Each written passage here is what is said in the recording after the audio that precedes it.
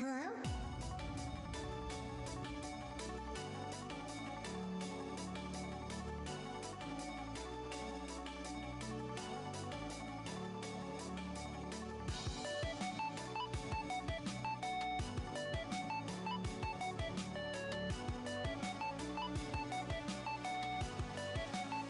I'm dreaming of you. I'm dreaming of you. I'm dreaming of you.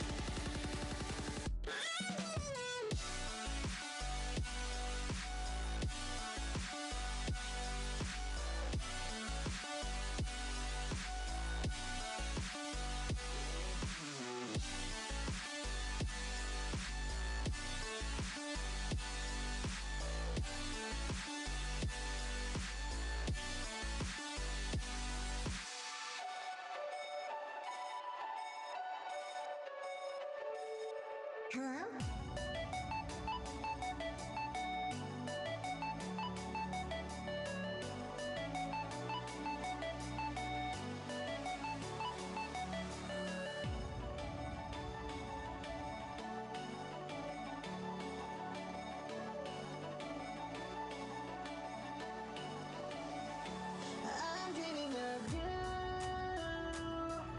Hello?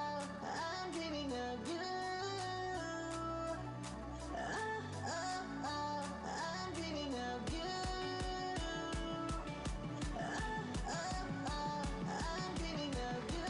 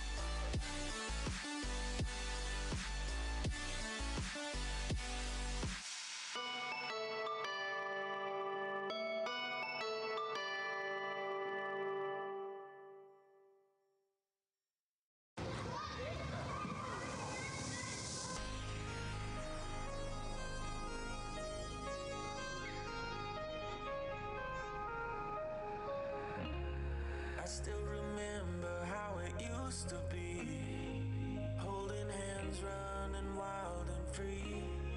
Crossed our hearts, said we'd never let go. I still think about our younger days, how we dreamed about a better life. Holding you so close to me, in the backseat of your ride. We fell apart, thought we lost everything, just lost in a memory. And I sure hope you do remember me like I remember you.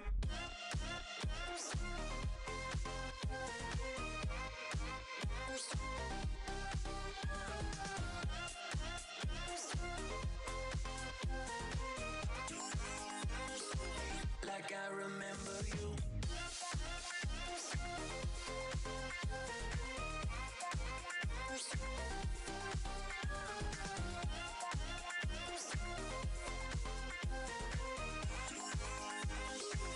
Like I remember you.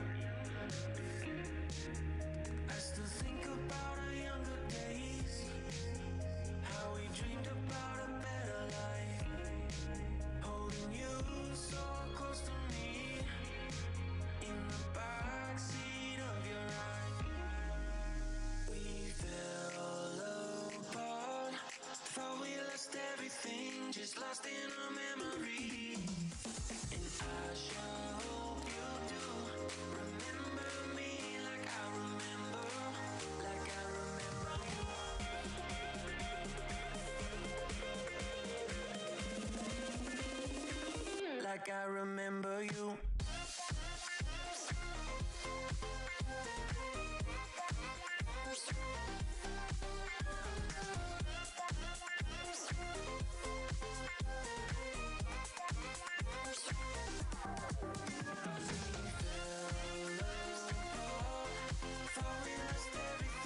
Just lost in a memory. I sure hope you do remember me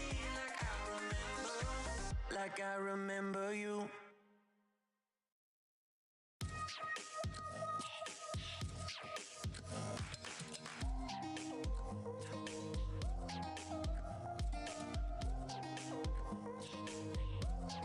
Why you so defensive?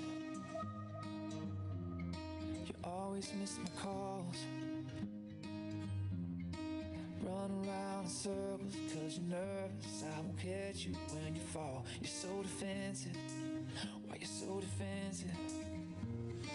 Don't listen to the voices in your head. They're gonna take you down and you know it. I'll be waiting till you come to your senses. Baby, tear down your fences. Baby, tear down your fences. Don't listen to the voices in your head. They're gonna leave scars if you don't show it. I'll be waiting till you come to your senses. Baby, tear down your fences. Baby, tear down your fences for me.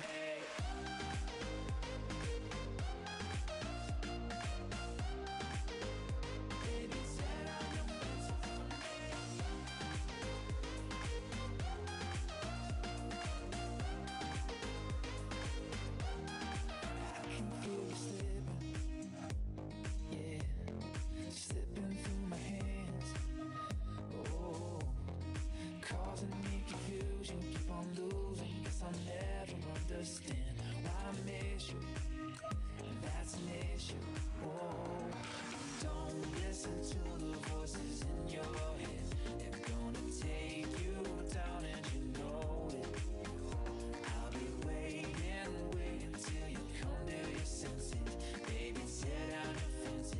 Baby, tear down your fences. Don't listen to the voices in your head.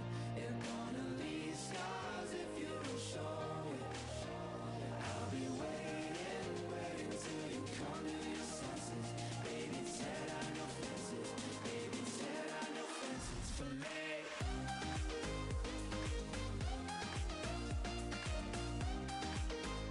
Baby, tear down your fences for me.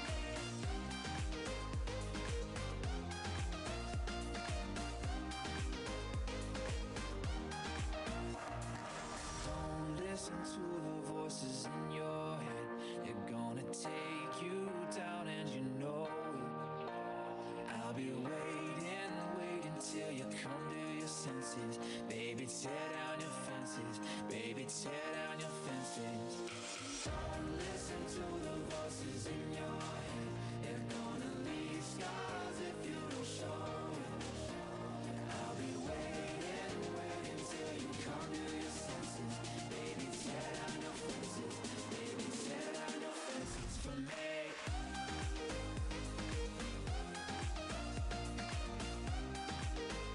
Baby, tear down your fences for me.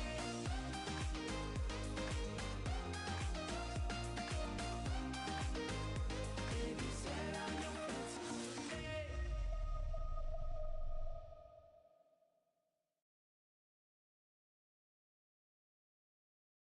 Okay, all right. I'm trying to get there. We go. My box, like for my stuff, is like yay big there.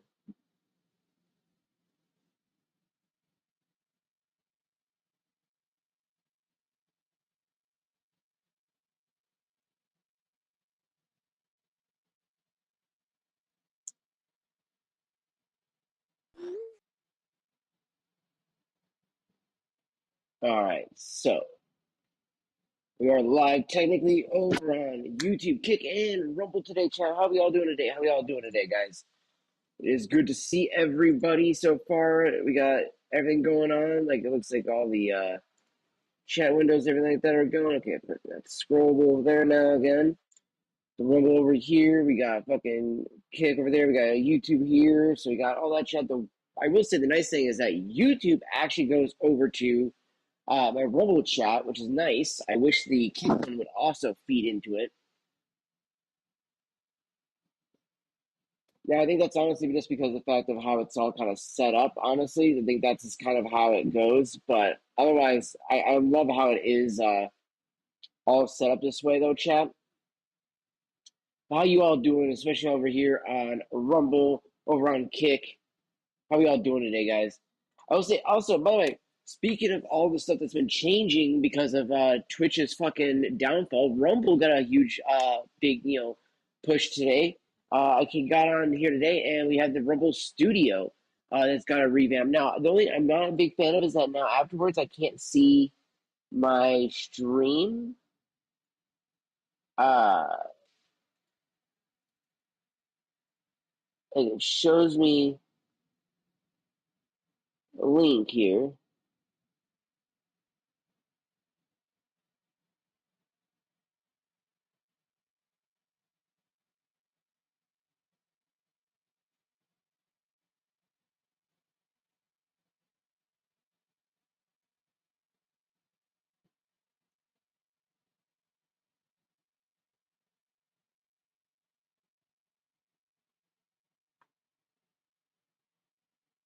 Okay, so that's kind of cool. So this new one, so it's using a static studio one instead of it being the me having to do an ingest every single time. Now there are some settings that aren't showing. I wonder if they would show better on the what you call it there on Opera, and I have a feeling it may look and operate a little bit better through Opera. So I might end up trying that out here in a little bit, chat. Now I will say though, so far just kind of looking at everything and checking everything out, so far it looks really good. I gotta say, it looks really good, really clean. So the build that they got for the Rumble Studio and everything like that, for the layout, everything like that, it's really nice. Like I said, it's just a little weird. I can't see the actual like feed unless I go to open up a page and stuff like that. Now the reason why a lot of that is really kind of a pain in the ass to do it when I'm here at the shop versus when I'm at home is the big thing is that I have the ultra wide that I can put the chat windows on, and I can actually have all of those right there, and then keep the main content on my MacBook, and then look at the content here, then look up like that to see the chat windows. That's why you guys constantly see me looking up like this behind the MacBook whenever I'm home. Is because I'm looking at the ultra wide right behind it where all the chat windows are, so I can see everything coming down like that. That is a big reason why I tend to use it like that. But today, though, guys, we do have the finishing up. I wanted to do the Kick is Taking Over video here and a few other ones as well. Also kind of going over a few other ones that we were starting the other night and finishing those up. Now, I did upload a video finally to Rumble and YouTube, and it is talking about the downfall of Twitch, which honestly I think is a pretty topical topic that I think honestly will hopefully bring some new viewers and new community members over. I would love to see some new people come on into the community and chat away with all of us here, especially with talking about why this is such a huge thing, right? So we are going to be getting into this video here in just a little bit, but I wanted to go over more real quick about the just the overall feeling so far, what everybody has with everything going on, right? I mean, I know a lot of people right now have kind of, I think, felt that, Twitch was inevitably going to be on its way out. There was just too much controversy keeping the platform going in the wrong direction. And then these most recent ones, I feel like just fucking shoved it down the fucking aisle. And it was just all like, all right, now you're completely at that fucking end where, within the next, I'd say, 4 to 5 years, we're going to see that not only does it be one of the least, viewed and streamed on platforms, but its market share be once what Kicks was in the early days, like 0.2, maybe not even 1.2% of the actual market share of things will be on Kick or on Twitch, whereas everything else will be divided amongst YouTube and Kick and anything else that comes its way, like Rumble, most likely. Rumble's already shown how massive it is. I mean, it's gotten its chance to get even to the White House. I mean, that's huge right there. And there's even some YouTubers that have gone into the actual White House as well. So it's showing that these platforms are definitely much more than just a platform to go, necessarily live onto and, just play video games or just talk about, conspiracy theories or whatever the case is. Most people think that streams just happen to be about. I feel like a lot of people don't give the credence to a lot of streamers that do actually do a lot of journalism that was like the old days where they'd go out, on the boots ground. They're, literally doing shit, not like Hassan Piker, okay? Hassan does not do actual stuff like that. Hello, Miss Becky. It is so good to see you. Welcome in, welcome in. But not like Hassan does, where he's not really on the ground or never gets on the ground. I'm talking about actual journalists over that are streamers that are actually going to, whether it be the riots or whether it be a protest or whether it be, actual like big name events going on, stuff like that. They're there with their microphones and everything like that. They're like, "How's it going? What can I ask of the crowd?" and stuff like that. Those people right there, those are amazing journalists, and they're not there projecting their bias. They are there to get the news and report it back to everybody else. Thank you also, Madre, for coming in and dropping out those hearts. I appreciate everybody stopping in over here on Rumble as well. And getting into what I was getting at too, real quick, the fact that I see Rumble doing its thing with its studio right now, making the progress it's doing, I feel like with making all this stuff, it feels like that, honestly, that they're taking this more seriously. Still, YouTube isn't. But I know Kick and Rumble both are, and I think that both are going to implement a lot of great features. Kick is now allowing us to use tags, which thank the fucking Lord we can do that. A quick summary. I'm trying to think about how to do that real quick, by the way, Becky. I did see that comment. I'm just trying to think of how to do that. It's really hard to give a quick summary because there's just so much to be really to go over. But if you try to give some like highlights, right, would be like, I'd say a couple months back now, I started a boycott. I would say at the smaller streamer scale, talking to people like Voodoo and others, stuff like that, even trying to get Jayco upon on this, amongst others as well, to join me in and being like, "Hey guys, fuck Twitch. Twitch is doing this bullshit where they're literally letting a terrorist sympathizer like fucking Hassan Piker, actively glaze a terrorist organization like Hamas, the Houthis, Hezbollah, Al Qaeda, you name it. If they're a terrorist organization, he probably fucking supports it." Yeah, exactly. Oh, him, right? Exactly, right. Think about that. That's just a statement right there in itself. Oh, him, right? That's literally the type of mentality and vibe that he like literally exuberates from people, because it's not a good feeling that you get when you think of the man. Right? Unless you're literally that crazy or psychotic, I feel like, then normal people are just like, "Oh, ugh." We get that gross feeling. But because Twitch won't ban him, because Twitch won't actively do things to, in a sense, show that there isn't this bias on their, TOS, which we all know has been there. It's always been there. And it has actively been the biggest reason why most of us left and went to live space and to other places, was because their TOS is dog shit. Let's not even feel affronted, right? Like, Twitch's TOS is absolute dog shit. And I will even give it to Kick. Kick really has stepped up its game and even implemented a lot of changes to better its TOS and to better the people that were coming over, especially because I feel like they knew something like this was kind of on the horizon, that Twitch was just one really bad media publicity away from, things starting to change their way, and then people finally looking at Kick and be like, "Well, you know what? We all thought Kick was going to be dead. It's still here. Why don't we start moving over there?" Same thing with Rumble. People thought Rumble would be dead. Now people are looking at it, they're like, "You know what? Hell, they've been at the White House. They've been doing this, and they've been now, seen at, certain events and stuff like that now. Maybe Rumble might be a place to change to." And now you got people going over there now. And so you sort of be like, everybody starts to go to these platforms because we thought they weren't going to make it, but now they have. They survived the test of time, and they've been able to do the one thing that Twitch just hasn't done: give features that are fucking free, usually on other platforms, without a paywall. Okay, so for instance, if you want to skip ads, technically, without really getting ads over on Rumble, you can pay for Rumble Premium and you don't get any ads, right? It's the same thing as like Twitch Turbo, sure. However, I would argue, but the simple fact that you can skip pretty much every ad that's on Rumble makes that still just as good as no ads, right? I can skip them. The biggest thing That's why, I mean, that you think about it, this is why YouTube streams and YouTubers in general still do their content and still make a living over there, because you can still actively skip ads, right? It's not like you're forced to watch the ads. So whereas Twitch, oh, here's 6 minutes of ads you can't skip. Here's 11 minutes of ads you can't skip. Which again, speaking of him, speaking of fucking Hassan, that piece of shit will run literally every hour 11 minutes of ads. I didn't even know you could do that. I get capped out at doing the 3 minute thing. So how is he running 11 minutes of ads? That dude is literally milking the ad revenue at that point. And the ad revenue you get from Twitch isn't even really worth it. Yes, it can really make the biggest differences between getting a payout and not getting a payout. And for a lot of people, I get a lot of people are like, well, get a real fucking job. As you see, I work a regular 9 to 5 job. I've been working 7 days straight for nearly 3 months. I'm literally at the cusp of 3 months straight. Okay, so before you go get a real job or go get a job, whatever the case is, I am the manager of a vape store. I have been working here for literally almost 3 months straight. And so we do have a 9 to 5 job.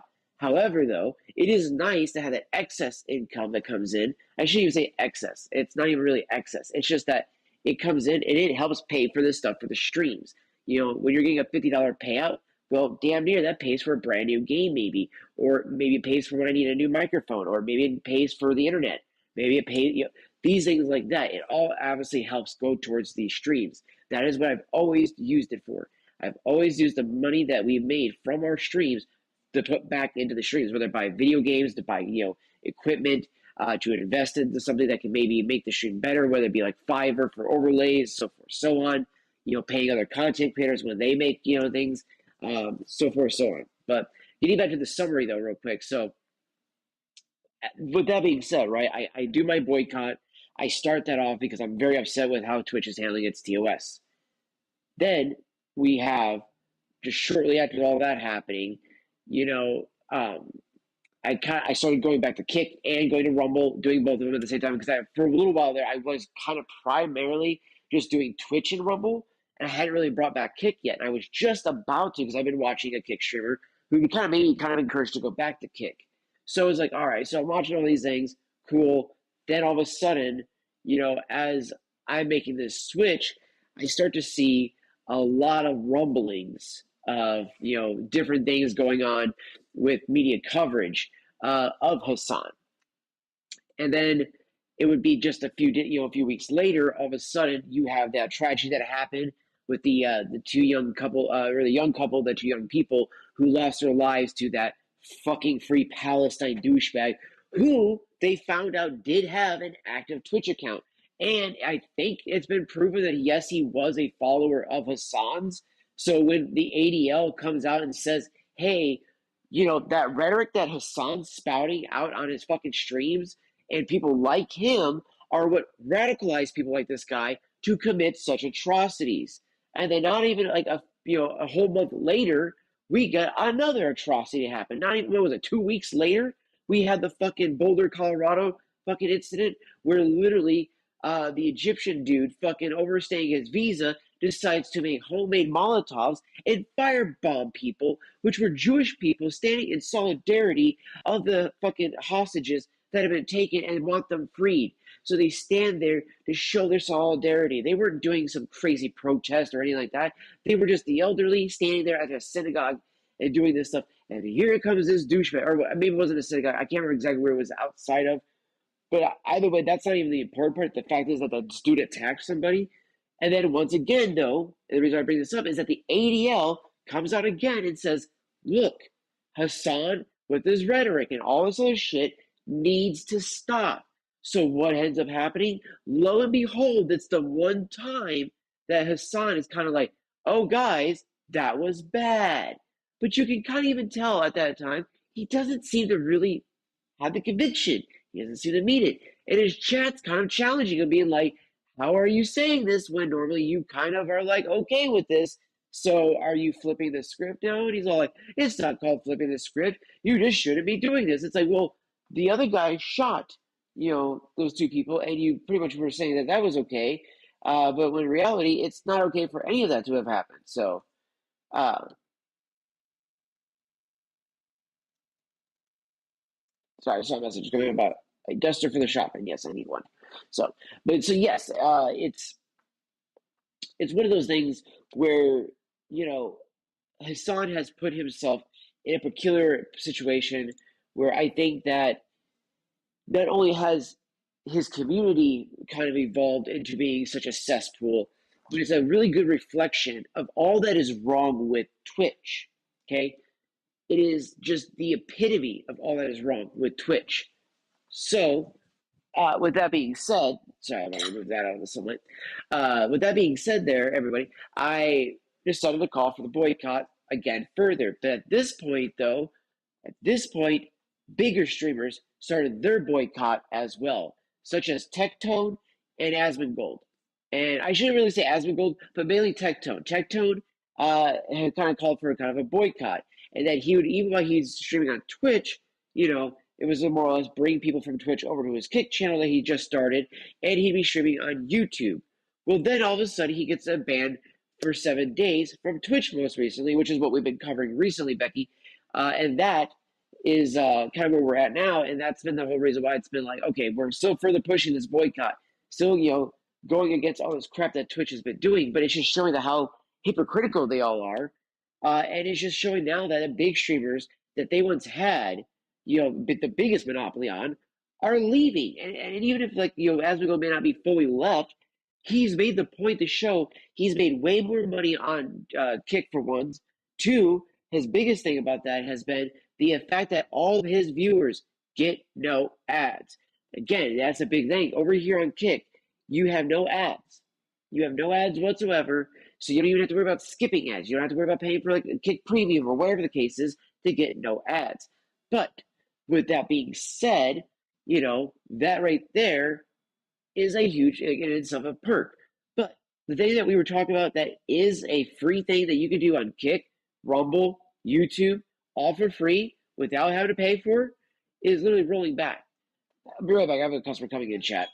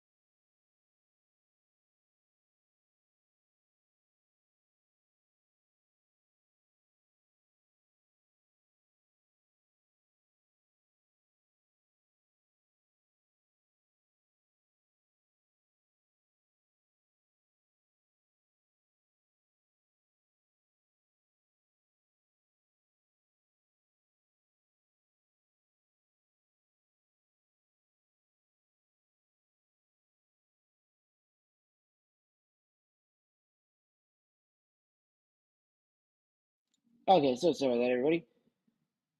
Appreciate that there, Joshua. We're on YouTube. Appreciate that. So sorry for everybody for being a little bit there. We had a customer come in. I was just making sure to express to them all these benefits of the Nick packs that we got in, which I needed to show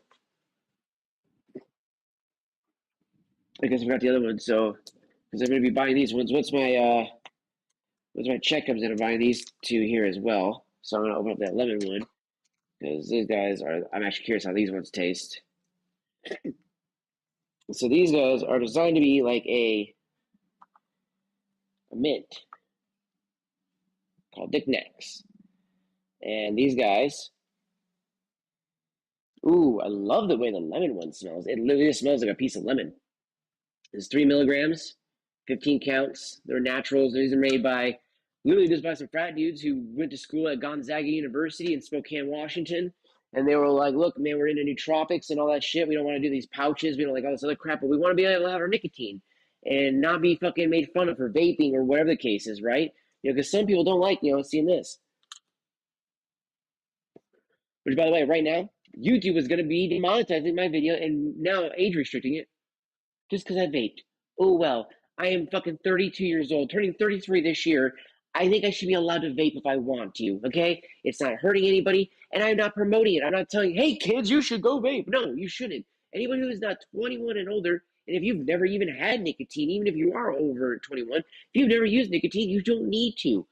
But if you were going to use nicotine at all, I'd rather you do something like this than fucking this, even. Okay? I mean, I'd still rather you do this than smoke, but still, these way more of a chance than actually vaping. So you pop it in the bottom of your lip, you do it in the top, and you just let it do its thing. And there you go. I gotta say, it's a good lemon flavor too. It's a really good lemon flavor.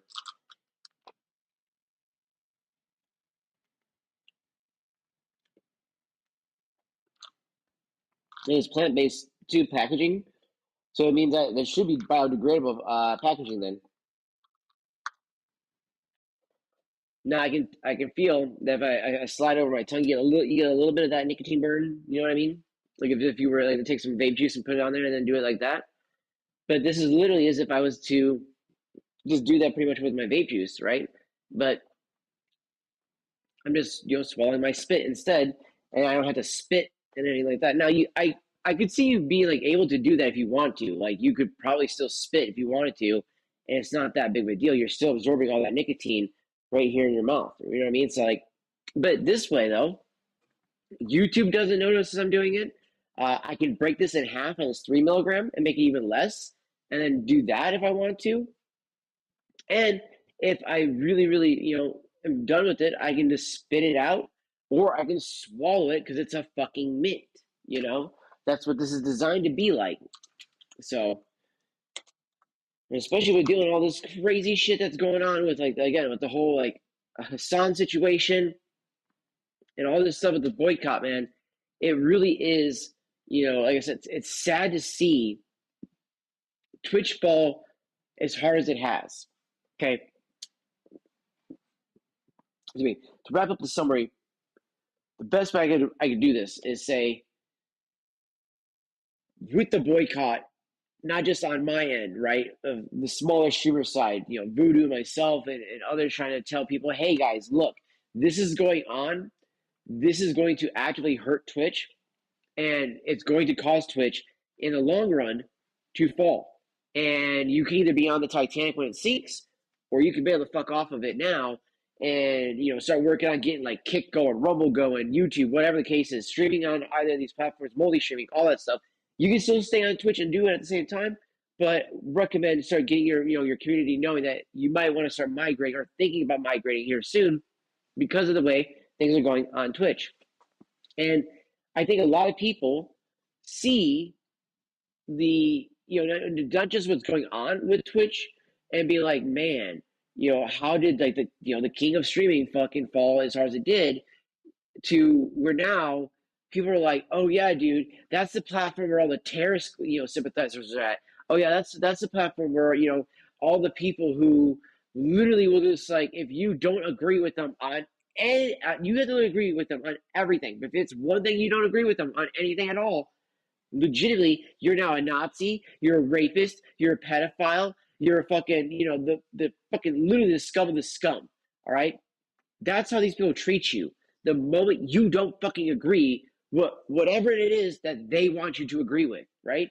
And that in itself is batshit insane. It really is. Like, you're telling me that, quite honestly, that if I don't agree on 100% everything that you want me to agree with you on, then I'm somehow this bad guy. Sorry. So the fourth one is a cultist, because especially if you voted for Donald Trump, and even if you aren't MAGA, doesn't matter. They consider you MAGA, and they consider that a cult. Well, guess what? You can't do that anymore. Fucking Elon kind of proved that whole thing, right? You thought he was a cult member. You thought he couldn't. He could only ever say yes to fucking Trump. But look how he's been battling back on the whole thing that he didn't like the bill. Okay, again, showing that this is maybe not necessarily true. You know what I mean? So,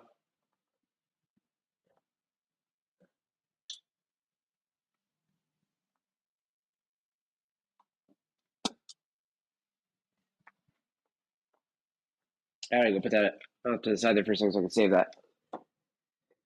Whew. That lemon was getting to me a little bit. It is very lemony. It was getting sour actually in my mouth. It wasn't even burning. It was getting sour.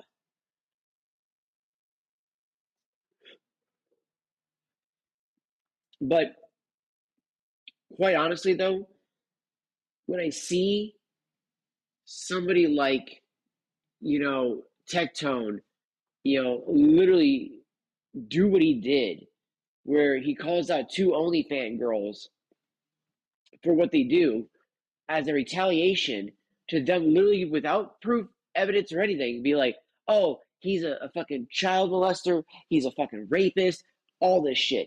I'm sorry, that is not just damning to somebody by damaging their career, their name, and reputation, all that stuff like that.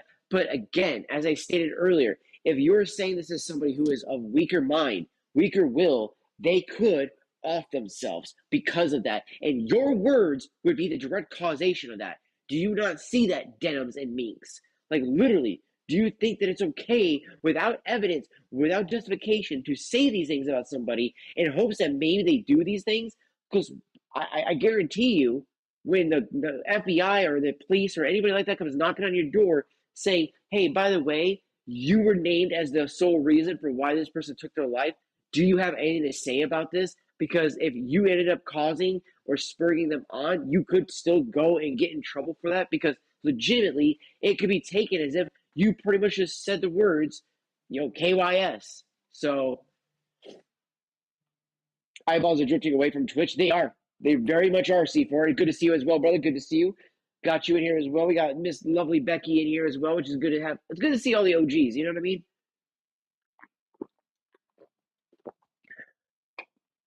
Good to have all you guys all in here. And I was just kind of summarizing everything for Becky real quick, because she's been, she's been out of the loop here for a little bit with all the craziness that's been going on, And hey, and by the way, Becky, don't take that as maybe like throwing shit like, oh, she hasn't been around, or like, I'm not saying like, you have thankfully not had to deal with all the drama and bullshit that has been going on. So I feel like you legitimately have gotten the best vacation from having to see any of this dumb shit all over your timeline or anything like that at this point, because quite honestly, it's been everywhere right now. Layoffs, I know a few guys that got laid off. It's tough out there now from Twitch and other tech companies. Oh, I bet.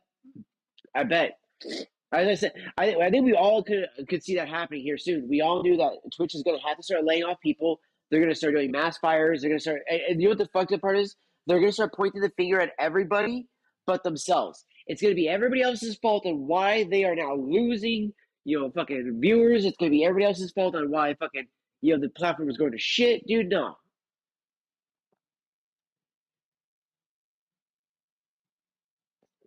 I got laid off and had to reinvent myself too. Yeah, I mean, you did a great job though, and yours wasn't coming from something like that. You know what I mean? Like, thankfully, yours was like just from the company just going its way, it's going.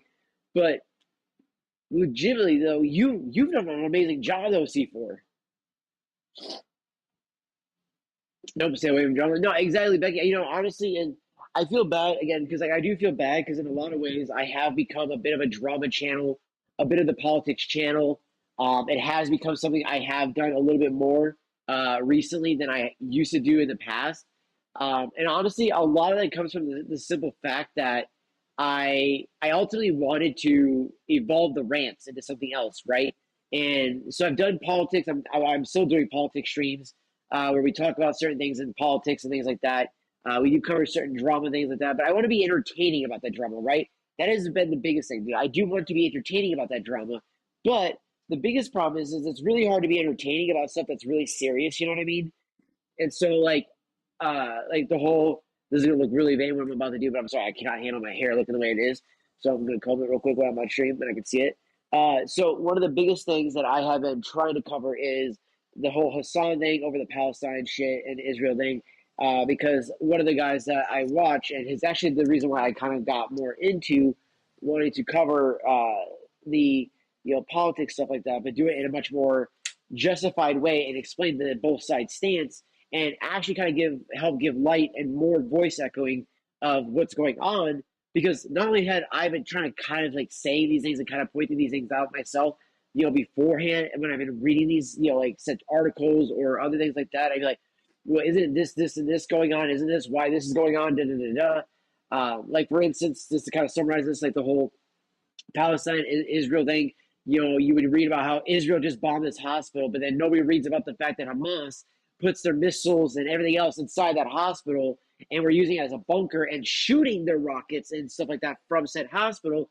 So the Israelis, in order to retaliate, bombed it. But what people don't fucking tell you, and thank you, Nuxanor, for doing this, a big, again, shout out to Nux.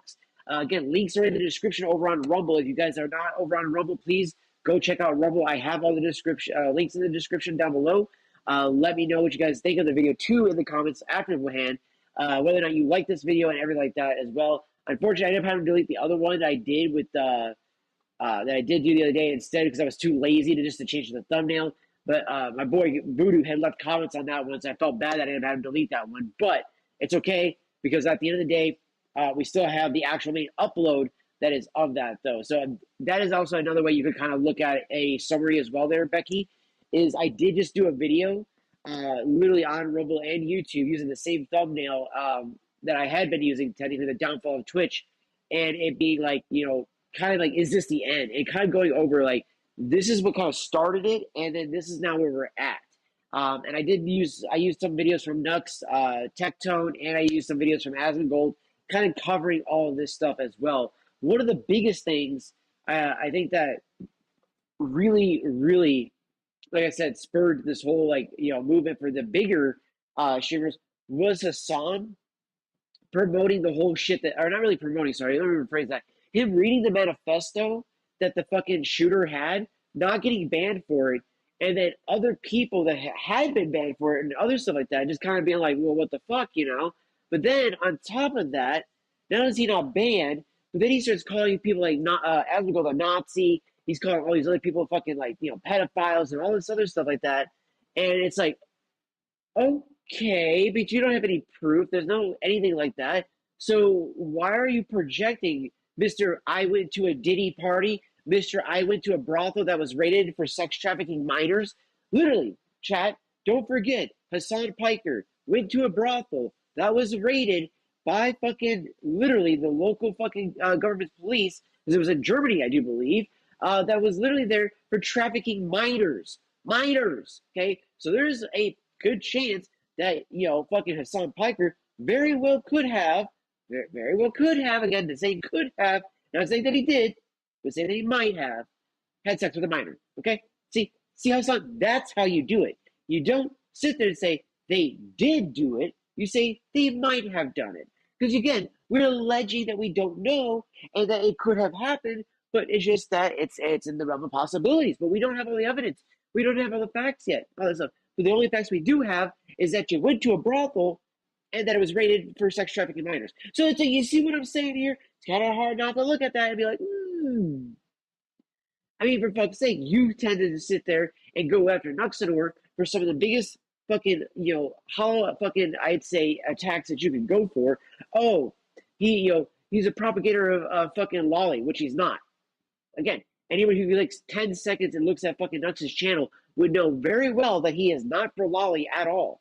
And in fact, he has gone very much out of his way to explain what the fuck the whole lolly thing that Hassan wants to go on all the time, which is like literally his most recent video that he just did roasting Hassan. He explains again why he is not a person who is into lolly. Okay, so he is not a lolicon. It is crazy, and this is coming from the same guy who's good friends with a dude who is into lolly. And on top of that, also wouldn't fucking watch the video where he gets called out for the Hezbollah thing, literally on the fucking Pride Month in front of the whole thing when they're talking like, oh, what's our favorite flags? And there is literally the pride flag in front of him, and he says Hezbollah, which Hezbollah would literally have killed somebody like that. What the fuck? That did happen. That's so sad. I'm not even lying. It really is. Sounds like something Mossad would do. Dude, it's crazy playing both sides. Yeah, he really does. He plays both sides. Like, Hassan is so disgusting with what he's doing, right? Then you look at stuff like, like, again, he will say stuff, such horrible, horrible things about Nux, which, keep in mind, this is a dude Hassan, who promotes Hamas. Hamas had actually killed a fucking member of Nux's family. So when he kind of says and talks about some of the stuff that's going on about these things, I tend to take his word over others, since he kind of has a dog in this fight, has people on the ground there, family members, who can relay him information and tell these things. Which, by the way, when we were talking about the bombing of the fucking hospital, by the way, here's another thing Israel does that, again, which was what I was talking about, Nux talks about that fucking Hassan hates, is that they will literally send out leaflets saying, hey guys, in the next hour, we will be bombing this building. Please get the fuck out, And of course, Hamas sees these things, obviously, and so they then try to fucking, utilize that and probably leave the area as well. But at the same time, though, they are actively trying to get the people that are innocent out of the area. If you're doing that, are you actively really trying to do a genocide on people? No, you are actively trying to get rid of the terrorist organization that is inside of fucking Gaza. That is what they're trying to do. But then again, you have Hassan, who's all like, no. They're literally trying to ethnically cleanse the Palestinian people. The Palestinians themselves want Hamas gone. So what the fuck, dude? Like, what the fuck? And to know that legitimately the ADL is calling out Hassan by name, and he's just like, nah. But to be like, oh yes, my favorite flag is Hezbollah. Really, Hassan? Really? During the Pride Month? And I'll show you guys this whole clip. We will be showing you all this stuff here shortly. It is insane to see all this stuff that has been going on, dude. So real quick, we're gonna get into this one. This one is the Kick is Taking Over video. Oh, let me go ahead and so let me do this here. There we go. So I can actually make this a little bit wider here. But yeah, Josh, it's insane to see the stuff that has been going on now for 2 months now straight of just the crazy, just absolute mindfuckery of absolute terrorist glazing coming from Hassan. And what it's now done to Twitch. Know that I just started streaming on Kick, and to be honest, the amount of viewers and the amount of money I'm getting on Kick is fucking insane. I've been trying to help multiple creators, and when I say multiple, I don't mean 5 or 6. I mean, like, I've helped so far 50, yeah. Mind you, he's at 110, and it's still growing now. 55 plus creators currently learn how to multi-stream and get started on Kick, because I do believe that Which again, if you guys do need any links for multi-streaming, if you guys want the plugin for multi-streaming, you guys can definitely hit me up. Let me know. I know, for instance, I don't use the plugin that I once used anymore. I just technically go through Rumble. I use Rumble Studio, and it allows for me to go live to Kick, YouTube, Beam, whatever, right? I can go live to all of them. Now, you can do the same thing with Beam as well, but there are plugins as well, because there are sites such as like Restream and Streamlabs, which will try to make you pay money to go live to multiple sites, where in reality, you should be able to do that for free. Let's just be honest. Now, the biggest thing, though, with that being said, though, is that Streamlabs will let you go live to X without having to pay them for their premium there. So there is some benefits to some of these things, not all. However, though, the one that I am using, I just use Rumble Studio. It allows me to get the chat from like both YouTube and Rumble into one. It doesn't pull kicks in there, which is fine. This is why that I usually use my OBS dock actually in the background while I'm doing all this stuff. So if actually, let's see, where is the? I think it's the screen capture properties, right? Yes. So the hide OBS window. So see, guys, I'm actually having this set up like this. So this will be sitting like this usually, and then when I want to read the chat, is I'll have this guy here, but because it's invisible, because in the Mac screen OS capture, what I can do is I just go to properties and then I click on hide OBS from capture. That way, boop, now it's gone. And now you guys just see me and the video feed. That's it. This way, we don't have to have the endless infinite windows going down the way and everything like that. But it also makes it look cleaner, and it keeps it looking just a little bit nicer as well. But this way, you guys can still see that I'm on my Mac. Again, we're using the MacBook Air M2. This guy is the 16 gig RAM model, by the way. So this guy has been literally a dream come true when it comes to using a MacBook, because this has been like, not only does it just deliver on gaming, doing the streams and everything else, but dude, it is amazing. I know, but yeah, Becky, yeah, you missed out on all this, sadly enough. But yes, fun fact, I have switched to Mac. That's in the summary as well. I meant to say, I have now become a Mac user for life. I will no longer go back to PC. Even though I'll be getting this laptop here soon to be playing like Cyberpunk and a few other games for a little while until I get the Mac Mini and I can use crossover on that and stuff like that. I will be buying a Mac Mini though. That would be my main actual system. And then I have this MacBook Air M2, which is my main actual like portable unit, which all I do is I hook up this bad boy here. And now I have 500 gigs. I can put my video games on it. Or also, like I've been doing, just load it up with all the backups of all my videos that are up to YouTube and Rumble now.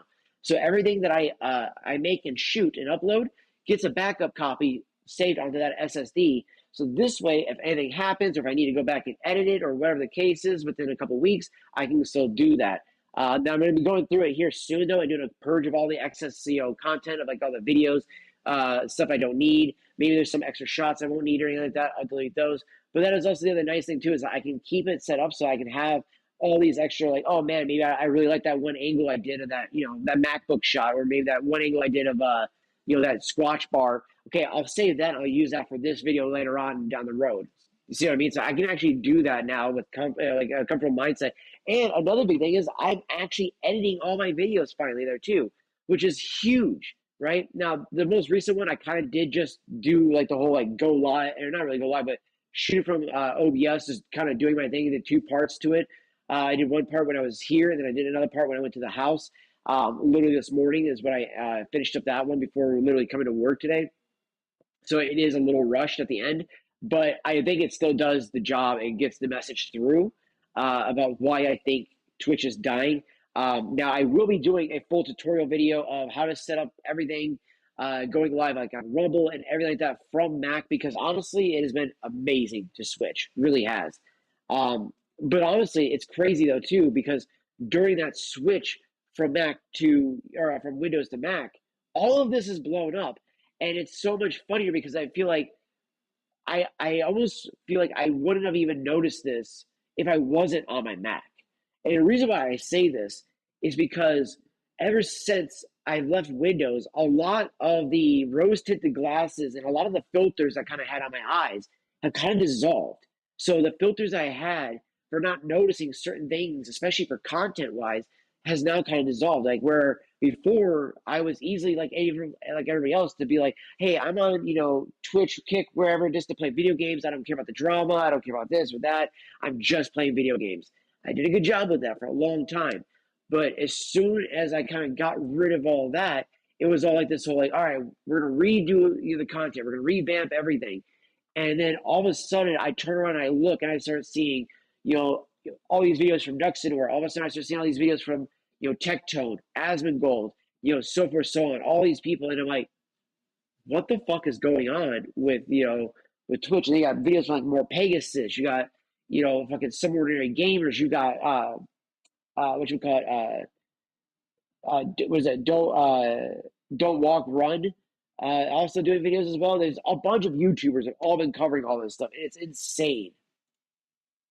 streaming is the way of the future for all streamers. I think Multi-streaming really is. Again, if you guys need help with anything like that, I will say something I don't like that Tectones is doing. He's only kind of doing this if you have like 1,000 plus viewer count usually, or you get an X amount of viewers and stuff. Or no, sorry, not 1,000. It's 100 viewer count plus. Look, I will teach you no matter what size your channel is. I don't give a shit. All right, you need to know how to do any of that stuff. Let me know, and I will help you out too. Congrats on your M2. I'll still use my M1 MacBook Air, and it works awesomely. Yeah, no, honestly, that's like, here's a fun fact too. My M1, I ended up just gifting that to my little sister and stuff like that. It's like, so I don't want people thinking that I just got rid of that or anything like that. It just was given to my little sister, so that way she could get into Mac OS, one, but two, so that her gaming experience and school experience could be elevated so much more. And legitimately, she got to use it for the last week of school or so. And she even said it really did help. Using Spotlight Search to help her find certain things super quickly, whether it be files or just looking up something to help her, like, research something for a paper. And the other part of that too is that she likes to play Roblox a lot. And sadly enough, on her ThinkPad and her other laptop, it just didn't run it very well. Now it runs absolutely fine. And she even said now she has to get used to playing a game without lag. And I love hearing that. So even that little base model M1 still does all of that for my little sister, and I love that. Now, the reason why I have the M2 that I have is because it does have 16 gigs of RAM, still the base amount of storage, but with that increase of RAM, I legitimately never have issues. The only time I've actually had to use a swap memory so far was when I did crossover for fucking Cyberpunk. Otherwise, I have never once used the swap memory on this bad boy at all. And, knock on wood, because it is that good of a machine. Macs are just that great, honestly. But, but again, too, though, speaking of which, too, like, it doesn't matter. Mac, PC, by the way, I wanted to let that out know, too. It does not matter. If you need help setting up multi-streaming, let me know. I am glad to help out anybody. I do not care the size of your channel. I don't care, what it is. If you want to know how to set up multi-streaming, if you want to know how to have the social stream chat so that you can have all your chats into one location, so that way you don't have to have like the docs like I do or anything else like that. There are other ways to get around this, and I can help teach you all those things for free. Absolutely, not a problem. I will even make a YouTube video at some point this week and actually upload that and put it on Rumble as well. So no matter where you're at, you guys can go check out that video and then see how to actually set up your multi-streaming and your chat experience. Now, for all those of you that are from my LiveSpace crew, you already know how to do all that because we already learned all that shit way back on LiveSpace, because LiveSpace actually was cool. It was promoting multi-streaming even back then. So I think that, again, multi-streaming is, in fact, the future of content. It's not just going to be this content creators only on one platform. It's going to be this content creators on all the platforms. So just choose the one you like the most. It's nice for a consumer, a viewer, to be able to have convenience of being able to choose what platform they want to support, whether that be YouTube, Twitter, Kick, Twitch. It's nice. But apparently someone is having and a 95-5 split too. PR was pretty bad back in 2024, but it's been a long time since then, and Kick has done a lot of good, and all of the problem children have kind of been banned already and dealt with. Yes. And sure, some streamers' Kick's chat are out of control, but so are a lot of Twitch streamers' chats in the form of Hassan, Denims, Frogan, just to name a few. Oh, God, jump in the head. Your community will be whatever you curate it to be. I mean, sure, the first time I streamed on Kick, maybe 3 people said the N-word, but then they were banned, and then I've never seen anybody like that ever again, and it's been fine. Yeah, and that happens everywhere. Let's be honest, chat. Everywhere where you go, you're going to get people that are going to be like, oh, is this person super edgy? Let me say the N-word in their chat. And then you're just like, cool, banned, get the fuck out of here. You're obviously ignorant. No chance for you to fucking learn to be an adult. All right, get the fuck out. All right, and you just move on the day. You don't even acknowledge it. You don't even fucking talk to them. You just pretend that they don't exist, just like their parents do, And now the community just kind of just spams emotes, like a little blob dancing cat and a clown emoji. Exactly. That's pretty much it. So it's been great for me. But apparently... Which, by the way, the reason why that is the case, let's actually open this back up real quick here. Real quick. So if you guys look real fast, you see why all of the most used emojis usually for somebody is going to be right there. All right, and then you can just go right here. You pop these guys up. My favorite one is the emoji, the DJ emoji. So that way, I can have that, and then, yeah, you can just sit there and spam it like that. You know what I mean? That's what I love about it. And then, yeah, it shows up on the stream like this, boom, boom, boom, boom. You know what I mean? So it's like, I fucking love it when it's like this. So it makes it have fun. It allows for you to actually see, people that actually enjoy the content that much quicker. And also, if you notice, like I can't even do that with my Rumble one or even my YouTube one. It's like completely just fucking, you know, like blocked off from everything that I can actually do. That's why I'm glad that this is going over here to that one. So that's why I'm actually gonna close out that one. I clean up the docks there a little bit there so that I can actually see this shit a little bit better here. Because there we go. This shit was ridiculous. I couldn't go between my scenes here as easily. See, now we can bounce between those a lot quicker. So, but again, then we just go over here, properties, hide OBS from capture, boom, we're right back to that. But yeah, no, honestly though, chat, I honestly think that it's insane to see the the actual level of I'd say to be honest, the level of interactivity that is over on Kick now versus over on Twitch. Yes, Twitch you can have bits. Yes, you can do channel bits like that. You can do all these other things like that. Over on Twitch, sure, right? At the end of the day, there's those things. But hear me out. A streamer can still make things fun by doing like text to speech or introducing other things through like the bots and stuff like that to make the actual chatting experience still more engaging and fun to do. Just like the whole 8-ball commands and stuff like that were always popular on, fucking Twitch, you could do a lot of those same commands over on, Kick as well. I know a lot of people use the bot Kicklet and stuff like that, but I prefer to use Botrix, right? So, and I've always used Botrix now for quite some time. You go over here, you close all this stuff out, boom, it's got this, but then you go over to your chat bot, and you can do like uppercase protection, link protection, all these things like that. You can do different names, you can name your bot, commands. Now, naming is a premium account thing, but here's all your commands, right? You got the default ones.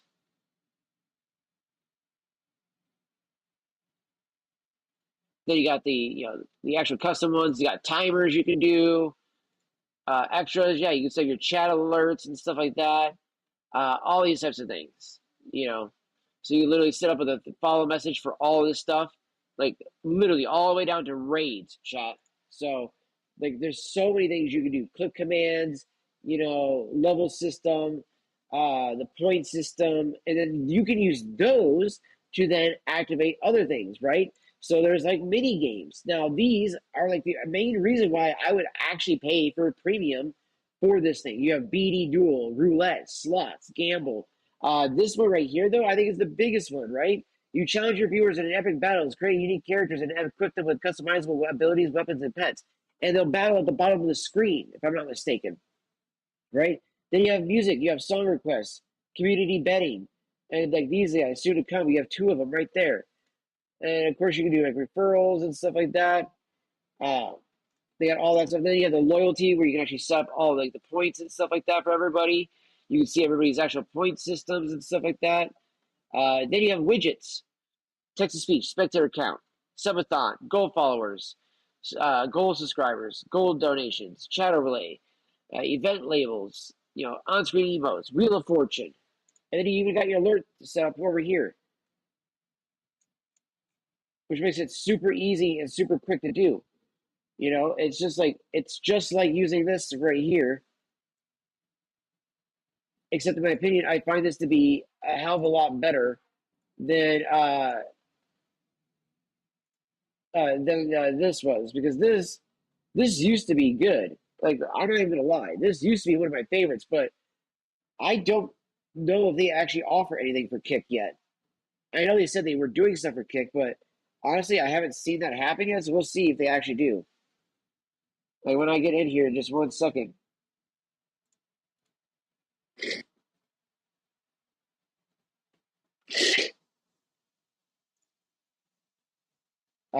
Let's see here.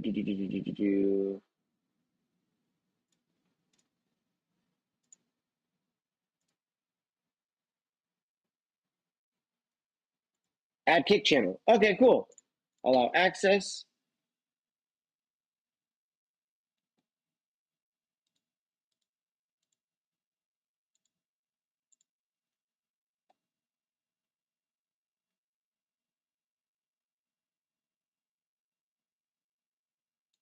Okay, so you can connect all that.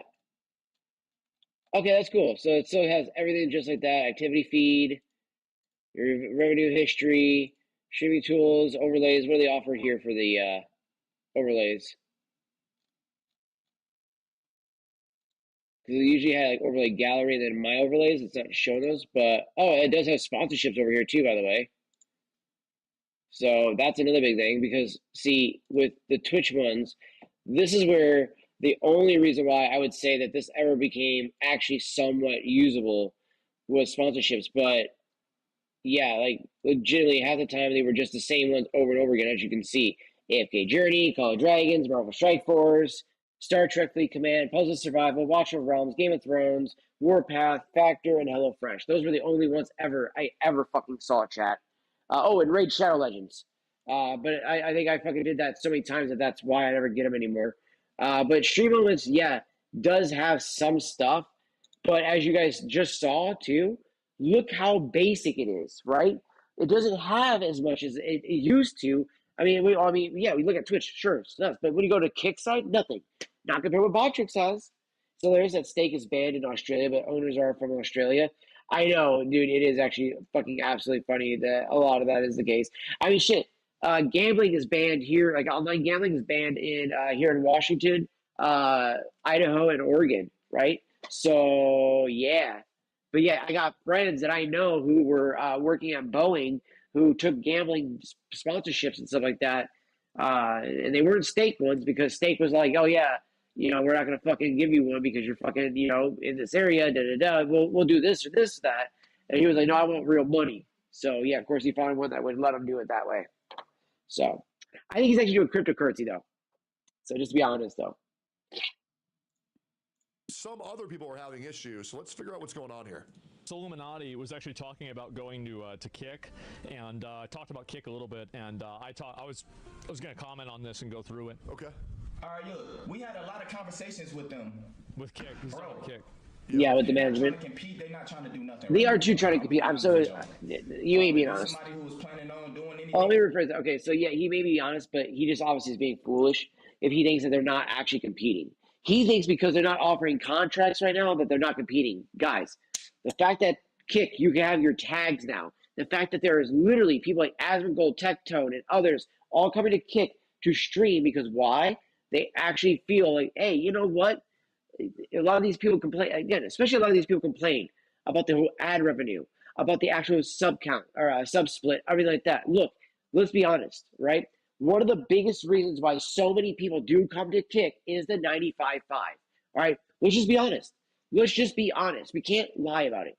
Yes, money is good. Money is nice. It helps out pay the internet, pay for fucking new video games, pay for fucking replacement mice, keyboards, headsets, microphones, amplifiers. It helps keep the subscriptions going to said, game accounts, to said fucking, other things that you need to keep your content flowing, right? So all of that does help. And the more you get to go towards that, then maybe a little afterwards, some of that can become profit that you can be like, hey guys, let's do $100 gift card giveaway. Hey guys, let's do a PC giveaway. Hey guys, let's do a PlayStation giveaway. These are the things that make it worth it, right? That's what I'm talking about.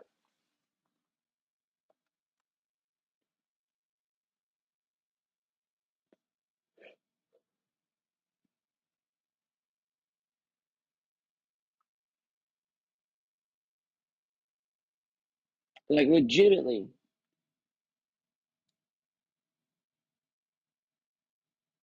I think that too many people see this idea of, oh, you're going to go to a platform, especially as a big content creator, right? Like you're going to go to a platform, you need to be paid in order to go. No. Okay.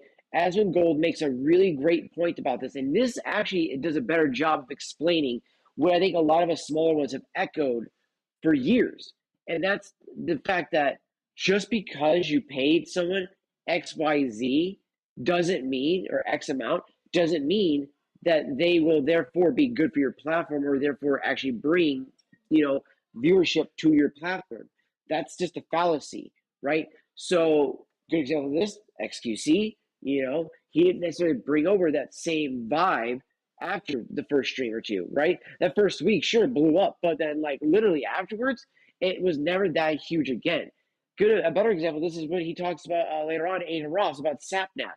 Here they brought in a YouTuber, or a Minecrafter, and then he was, done, a Twitch streamer that does Minecraft and all this stuff like that.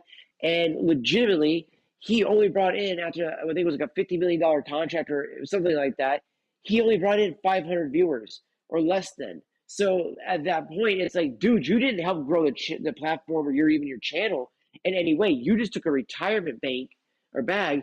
And even, you know what? I got to give it to Tectone. He's even honest and even says, had he been given that option, he would have done exactly that.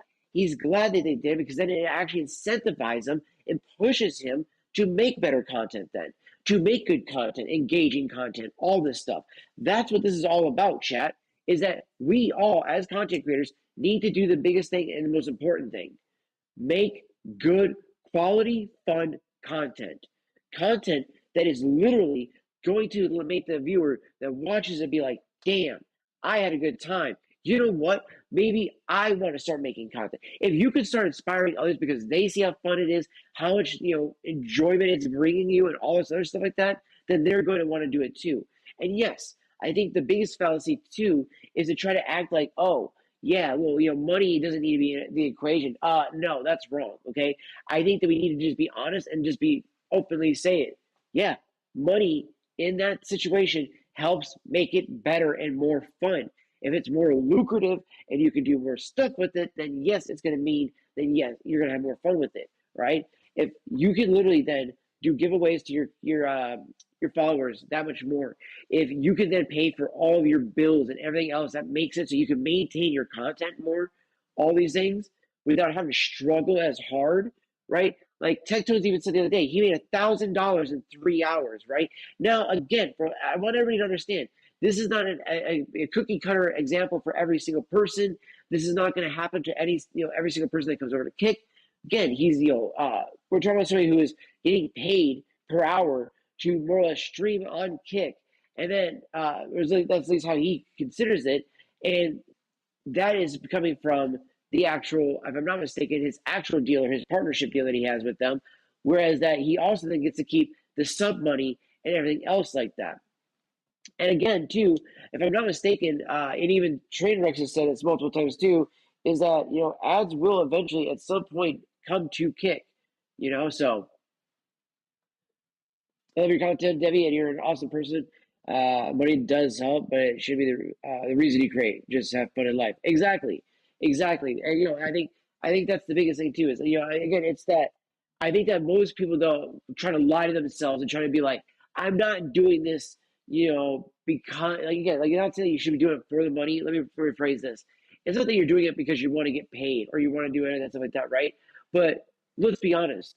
A lot of people don't try to be out there honest with themselves that they are actively trying to make a move to Kick like that because they want to have a better cut and because they know that they're going to have a better engagement with their chat. At the end of the day, over on Kick, there's no advertisements, no mid-roll, no pre-roll, no end-roll, all right? So you don't ever have to worry about, if I start up a stream, there's an advertisement. If, after 40 minutes, hour, 2 hours, something like that, there's an advertisement. At the end of that stream, there's an advertisement before I can even go to the next, video or whatever the case is, right? None of that happens. So you have a much better engagement experience with your chat. And I feel like the payoff for that is that you get the 95-5 split because at this rate, Kick is actively utilizing, Stake, I should say, is utilizing Kick to help bring people to Stake and to, just like Amazon does, to its other avenues so that way they can make money off of those things. But at the same time, though, Kick has also got a lot of brand deals going on with being like, hey, we want to be able to put our name on this thing, okay, we will pay you that much money and you can put your name on this. Or if you spend this much money, you can put your name on this thing and then, you're sponsoring this thing and this will bring even more eyes then to your actual platform. And I think a big thing too is that a lot of reasons why I think a lot of people move over to Kick is just like the same reason why I moved over to Rumble, the freedom of speech. I don't feel like I get persecuted for saying certain things. Now, well, yes, I mean, for instance, Josh, you've met, you've gotten in here when I do a lot of my MacBook content, right? However, though, there is like content that I've done, like on the politics side or drama side, where I've had a take that maybe would rub YouTube in a sense wrong, and that I worry that it could get me banned, right? Literally stating a simple fact that I voted for Donald Trump, and I had to be worried that, especially over on Twitch, that I would be banned because legitimately you say those things, and then instantly they brandish you as a Nazi, and they brandish you as this hateful person, and all these other things like that. When in reality, I'm actually an independent. I'm not a conservative. I'm not a Republican. I have always been an independent, and I've even voted independent most of my time. And I even was going to vote for RFK Jr. as an independent, but he dropped out and then supported Donald Trump and said, if you wanted to vote for me, cast your vote instead for Donald Trump. So I did. And when I did that, I also went back and looked and said, why does he support him? And what if I have said in the past that maybe was wrong? And then I would even look back and say, okay, I've learned my mistakes. And it took me a little bit, but I did so. And I admitted all the mistakes that I made that were due to the fact that I was just propagating other leftist lies. And the problem with that is that even on the independent side, a lot of the independent news is very heavy left-leaning. And in some cases, it's just straight up far left media. So it becomes really hard to discern between the lines sometimes with certain facts and certain things that come out in the media. So when I did take that personal step back and took all that stuff to go do all that, I was able then to be like, yes, I've made a mistake. However, though, at the same time, as I was like going through all this and I was talking to my friends, certain friends of mine that about who we voted for during the election, I would then have two friends who literally, one was perma-banned off of Kick, the other one legitimately fucking was threatened by mods in Kick to be like, hey, stop doing that. He was like, dude, it was so stupid. He was like, I've never really thought I was ever going to get attacked. He was, but apparently I was being mass reported to the point that the global moderation team came in. It's just like, dude, what the fuck? Where's this whole like tolerant left that's showing intolerance? It's like, look, if you're going to be on the left, just be tolerant that people on the right are going to have a different opinion than you. Hell, even people in the center might have a different opinion than you. And that does not make me a Nazi. I don't understand that shit, dude. I really don't. But with that being said, kind of wrap this back into tying into a Kick. Like when I was, over here on Kick, and having taken my hiatuses at times over here on Kick, I have never lost my verification badge. I have never got the, to the point of like having the, the staff, actively be like, oh, we're going to ban you for this, ban you for that. We're going to take away this. We're going to do that. Legitimately, I have been allowed to have my verification still stay, and I have been allowed to have my disgruntled opinions at times about Kick when it's done certain things that I didn't agree with. But guess what? They didn't ban me like Twitch would have done. Those divides are so artificial. They really are, and I hate that too, because honestly, at the end of the day, if people can start to see that more, then I think that the walls and that control would also dissolve just as much. With them, bro, if you somebody big, they not trying to really do what they did in the past, like giving deals or nothing. Yeah. They want people to come over there and like stream 100 hours or something. I don't know. No, okay. Let me explain this to you guys, all right?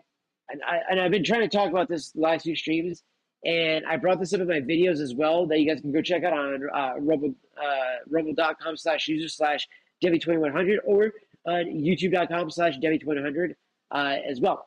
So here's the thing. When you look at what Kick really wants, is that they don't want you to have to just stream 100 hours, right? That's for like the actual partner program, all this stuff like that, which I think some of these guys aren't understanding. The 95 split, that's for everybody, baby. Everybody gets a 95 split. There isn't just like, oh, well, if you're a partner or if you're this level or that level, you get 95 split. No. Everybody gets a 95 split. Everybody can opt in for, payment once a week, just like we used to have on fucking, on Live Space there, C4. So now I can be paid every Thursday. Like literally, this morning I woke up and didn't even realize it, but I was paid yesterday on my Chime account for the sub that we got already for this month, right? Because we got one sub towards our goal that we have going towards the 15th. So by the 15th, I'm trying to hit, I think it's like 25 subs by the 15th over here on Kick. So getting that one sub, I got that $4.99. Literally, well, I should say I got the $4.99. It was $4.74 technically after tax. So they only take 25 cents, really 26 cents. But the funny thing though is that I had like 27 cents in there already, so I made it $4.99 is what I had. So it was hilarious. I drove over this morning. I got money to spend. It's nice. Oh hell yeah! See, that's what I mean, dude. Right? I wish I didn't have epilepsy and I could drive and stuff like that. Because honestly, I would probably do that like before and after work at times if I had some time. I would probably run around and do a couple, things like that. So that way I could actually earn more money to do giveaways and gift cards and all that other stuff like that. For my community more. I would love to be able to do stuff like that. Now I know I could try to do that on my bike, but for whatever reason, whenever I try to look into doing it on my bike for DoorDash, they don't allow it anymore. For some reason, it says it's not allowed in my area anymore. So I love the hustle economy for quick money. Do exactly right, And my whole thing too is like, and I always stand by this too, And this is what kind of go back to what Joshua said too about not doing this for the money, right? Like at the end of the day, the department I do say that I like being honest when I say that I am doing it for the money. I'm doing it for the money, not for your guys' money, right? Yes, getting subs, awesome. I fucking love it. That's why we make the joke and we throw it back for the subs, right? So anytime somebody does a sub, yeah, I'm gonna make it, worth it, giving you some entertainment, doing all that other stuff like that for the subs. However, though, my main actual point of doing it for the money is to hopefully get sponsorship deals with companies like, hey, maybe who knows, maybe one day we get an Apple sponsorship. Maybe one day I get a vape sponsorship. Maybe we get a cannabis sponsorship. Maybe we get this sponsorship. That's what I'm looking for. That's what I'm working towards. And that's what I would love to have a deal with those guys where it's like get X amount of views and then do that. Doing the ad reads for Rumble, right? You get X amount of chatters and viewers in your chat on Rumble through the Rumble Studio. You get offered campaigns that you can then go click on, do an ad read for 1776 coffee, and make a couple bucks. Literally, I saw that at one point they were like the cap for that one was $16,000. So if you had enough people in your chat, you could earn 16 grand from one fucking ad read, chat. One. That literally means your chatters didn't have to fucking buy the coffee. They didn't have to actually do anything, but just sit there and listen to the ad that you just read off. And then lo and behold, you get paid for it. Simple as that.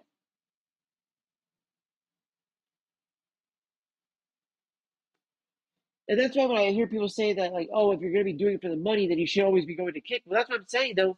Kick and Rumble are both good options if you're trying to actually make this into something that you can do, even if it's just a side hustle.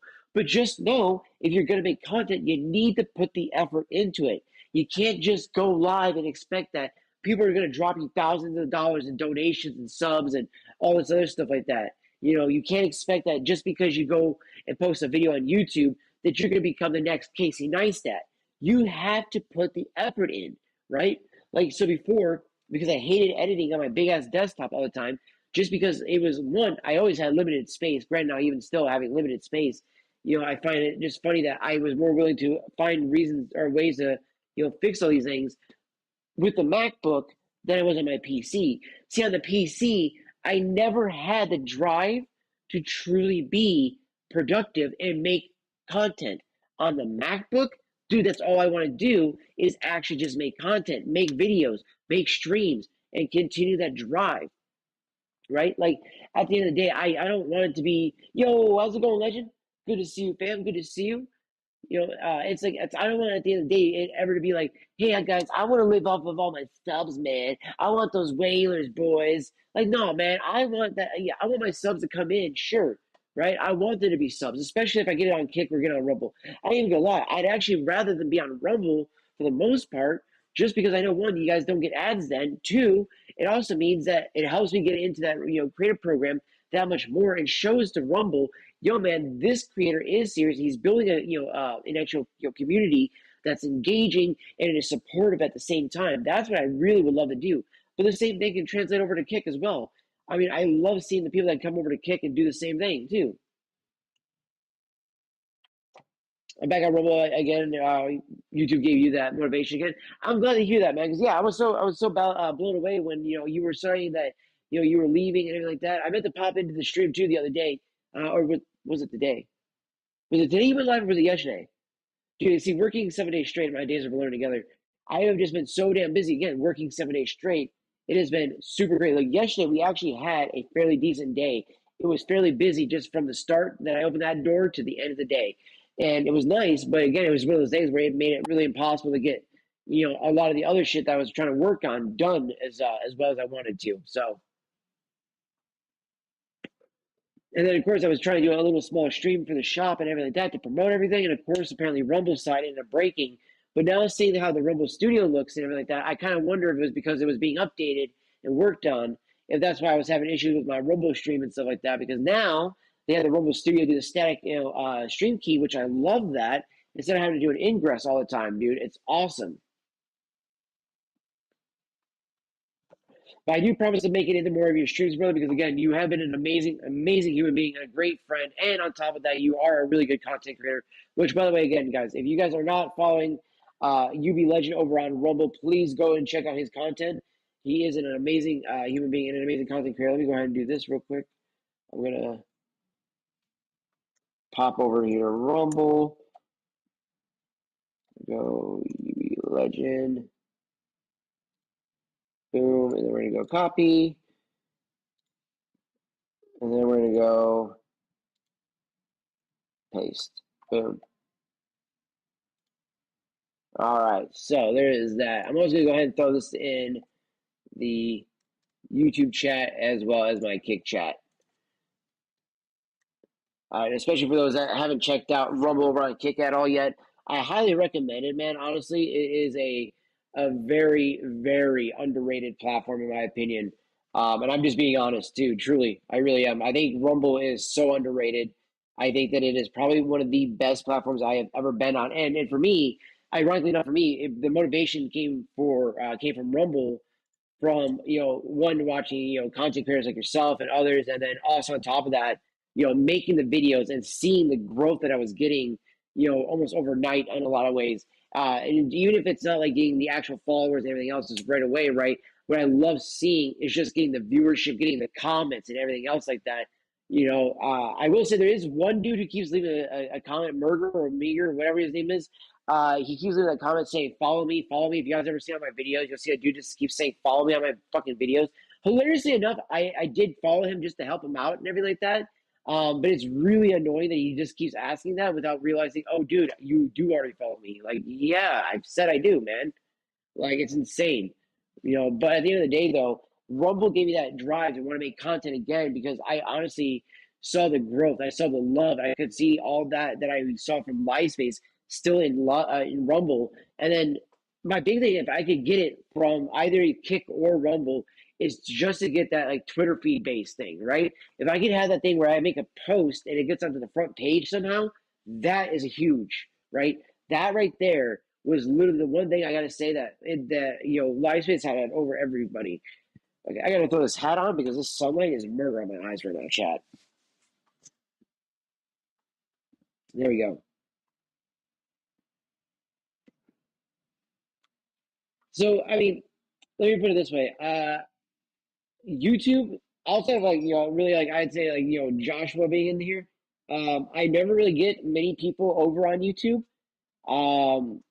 I will also say that the times that I have gone live on YouTube when I'm not vaping or doing anything like that, and it has been promoted, has been great, sure. But a lot of times though, because I vape or I work in a vape store, it doesn't get monetized. Or not monetized, but it doesn't get it gets age restricted, so it doesn't get promoted as much, and everything like that. That is what bothers me because even if it doesn't get even if it gets demonetized, it's the same kind of route. It won't be promoted as much, which ends up pissing me off because it's like, dude, like I'm not even earning money off my video, so demonetize me doesn't do shit. One, two, fucking literally age restricting my video content to something that I'm not sitting here promoting to fucking people is really dumb. I'm not telling people to go fucking vape. I should be allowed myself to do so in a state that is legal. Like literally, there's no state that it's not legal to vape in. You know what I mean? So it's like, what the fuck, dude? Like it's so dumb. But honestly, though, I have never been a fan of YouTube streams. I'm just gonna be honest about that. Like literally, it is better to go live on Rumble than it is over on fucking YouTube. And I would argue that, like, because I know some people might be like, well, you can't do verticals. Yes, you can. Get Prism, put it on your phone, and do that way. You can literally use Prism Live and go live like that on your phone. You know what I mean? Like, you could do vertical streams in the sense like that on Rumble that way. You know, and I mean, I get why some people might like it more, but at the end of the day, though, I think if you like vertical streams like that, then you might as well try out Instagram because I think Instagram has it better.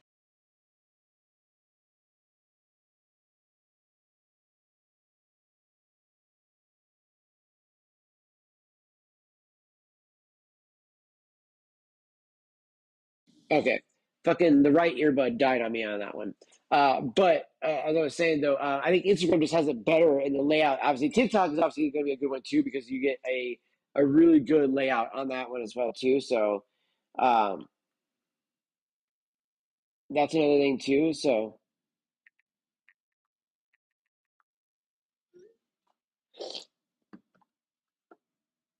I love streaming, but it sucks. Rumble doesn't want to have a monetization for videos. What do you mean if they don't want to have monetization for videos? There is monetization for videos.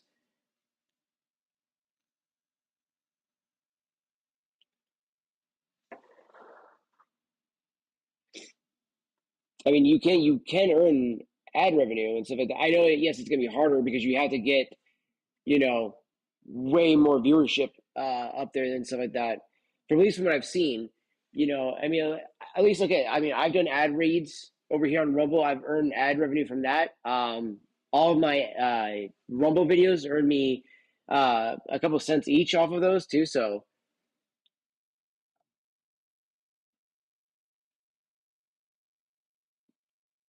I feel like they don't push them out as much as streaming. Well, so I would agree with that to a degree, but I think the simple fact of that is just because that's what this platform was meant more for was to go live on, to bring that live news essence, right? I think that's why ultimately, a lot of people that come over to Rumble, they're not looking for gaming content yet. That's why, I constantly am telling people too, like, that's why I'm always promoting my Rumble page at the same time I'm live on, Kick, YouTube, wherever, is because I'm trying to bring more gamers over to Rumble and for them to cultivate and be the early birds to start that stuff and actually help bring more of it over though. But, it does take a lot of, that drive to, bring things over and stuff like that. But at the same time though, too, you can't then, when things don't go well, right? You can't then blame people for not coming in to the streams enough. You can't do anything like that because that turns people away. Because if you tell people, hey, well, you're not in this enough, so I'm not going to do this. Well, I'm going over here because these people aren't in my stream. I mean, dude, I think we've all been there, right? I think we've all been there where we've had moments where people that claim that they're like, oh man, I'm totally here to support you, but they're never there all the time. And then when they do show up, it's like, okay, but then when I am there, all it is this, or it's like, you'll be talking sometimes to some people. And again, I do want everybody to know too, like, I am not trying to single anybody out here either. So if you feel like, like, oh, he's singling me out. No, I am not. I'm not singling anybody out here. I just want everybody to understand this. This is just a perspective of having seen enough of this stuff, from the outside looking in and being a person who's watched a lot of these streams from people who, like myself, are smaller streamers who are trying super hard to grind and do things to keep, promoting themselves. We all get to the point where we feel, I think, overwhelmed, or maybe we feel like we give up, or whatever the case is. And subliminally or subconsciously, we're doing it without even realizing it. And then at the end of the day, we're like, no, man, I've been doing this, and this. And it's like, okay, but are you still doing this thing and that thing to still promote your content? Like for me, for instance, one of my biggest flaws has always been I have always been a really big downer about doing YouTube content, right? So I would complain that my streams wouldn't grow, this wouldn't grow, that wouldn't grow, but then literally people would ask me, "Well, are you doing YouTube?" No. Okay. I think the biggest thing now people ask me too is like, am I doing TikTok? No.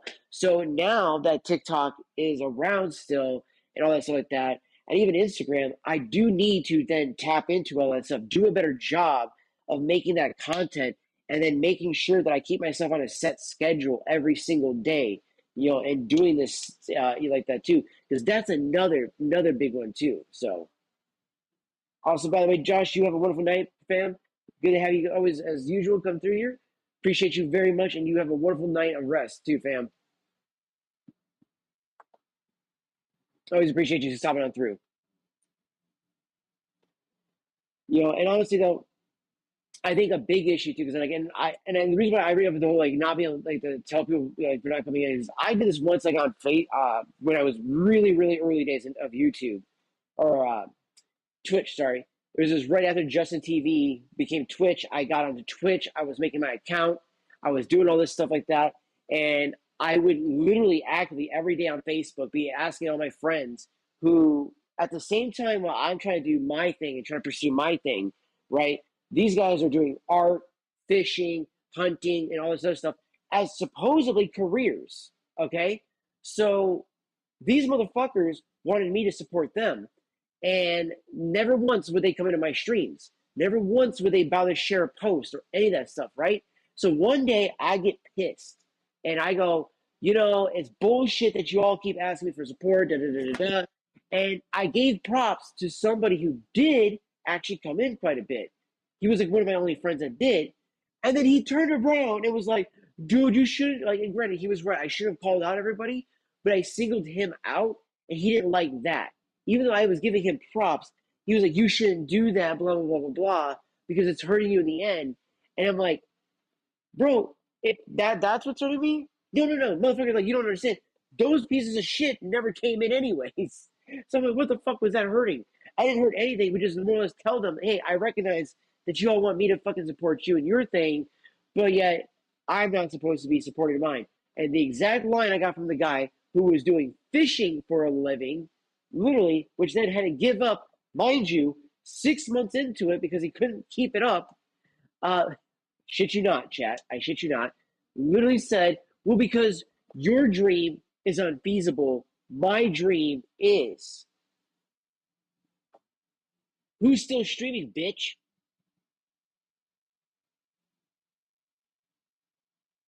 You know what I mean? Like, that's the thing too, right? So like, I got mad. I called these guys out, and I said, hey, how dare you guys not support me? But then I did think about it though. Yes, while he was right, I should have done it. At the end of the day, though, what was making me mad about that situation was that he was the one that I said that did support me, and he stopped afterwards because he didn't like that I called everybody else out. That makes no sense whatsoever. All because I called out everybody else, you stopped. Like, what the fuck? So it was like, okay, cool, thanks, bro. All you did was just prove that this was just somehow not actually real support. Because, like, had you really supported me, you really would have still stuck by. And then I started thinking about his support. His support as being a friend was literally just popping by, saying hi, and leaving. And then I would be talking to him and asking him a question, and then realize he'd already left the chat. But because Twitch chat doesn't tell you when somebody leaves right away, their name will linger for a little bit. You think that they're still in there. And so you're still trying to talk to the person. They're gone. They're 100%, fam. 100%. And I'm not going to, ever disagree with that shit. But I will say that the more that I called out people not showing up, the more that it sounded like a shitty thing to do, especially when sometimes I couldn't reciprocate that. Maybe I was busy that week, maybe especially like, again, working 7 days a week, right? And haven't been able to get into your stream.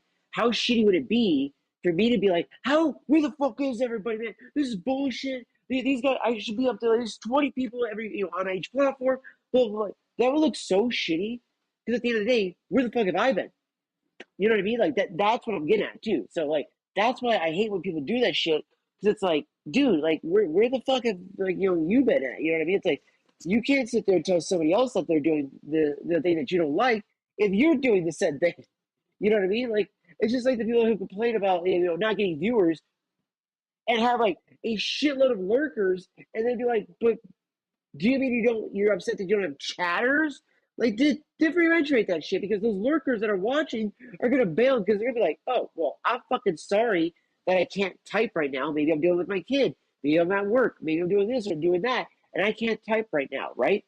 So maybe, just maybe, that lurker actually is enjoying your content, but just can't type, right? But then that person bitches that they have all these lurkers, but nobody chatting, and then literally they'll be bitching like, "Oh, I don't get any viewers anymore." Well, because nobody wants to be in your stream. So all you do is bitch. I've been that person, dude. Trust me, guys. I know what it's like. Because again, game recognizes game. All right. So when I say for a fact, I know exactly what this is about because I myself have been said person to be like, oh, this sucks. I can't believe this is going on. I can't believe I don't have this people in here. I don't have that many people in here. You know, it's like, yeah, okay. So if you're just gonna sit there and bitch, nobody wants to listen to it, right? So the type of bitching I'm gonna do now is productive bitching.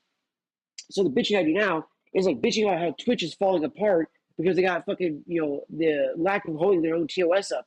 And they have people like Hassan Piker and his order, like Dennis Frogan, fucking Mike from PA, which I love that Tech Tones calls it the pedophile association, allegedly. Because dude's got literally the build of a pedophile. He really does. Like he looks like fucking Tiny Tim and fucking Weird Al got together and then became child molesters. Like literally, that's what it feels like when you look at Mike from PA. Just saying. Which for those that don't know, that's what is that something committee? I can't remember his name because it's so fucking lackluster and useless of a content creator. I forget him all the time. But again, like you know what I mean. Like there's these people out there that are legitimately bitching about the stuff that they should be bitching about. And half of these people, even if they had like 100, 100 or 200 people in their chatting and stuff like that, they wouldn't know how to handle it. They'd lose their fucking mind. Yeah, they'd be happy that people were chatting, sure, probably, but then they'd start having a panic attack and start yelling at the chatters. I've seen that happen too. People getting mad that they got raided, chat's going too fast. They're like, slow down. I can't read your chat so fast. You slow it down. Click the slow down button, dude. Fuck, that's all you gotta do. Like shit. But it's like again, it's just one of those things. I think that too many people complain about the same thing that they're not doing, and then it feels like they're projecting a lot.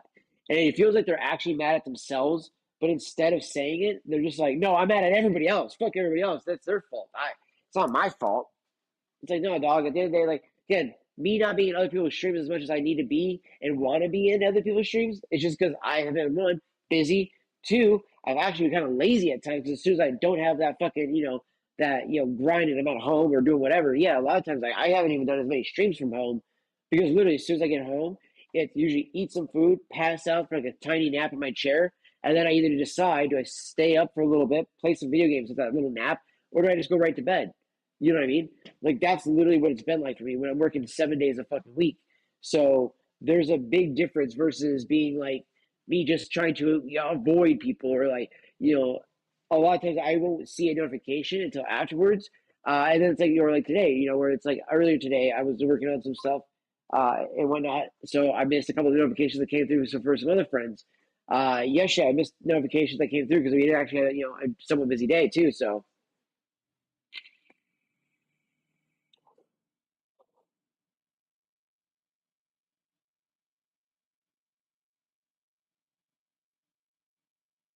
I'm super old. The bed is always the option to go to. Yeah, exactly.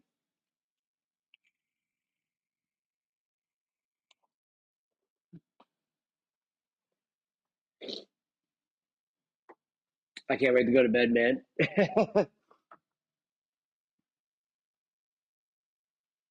I mean, let me put it this way.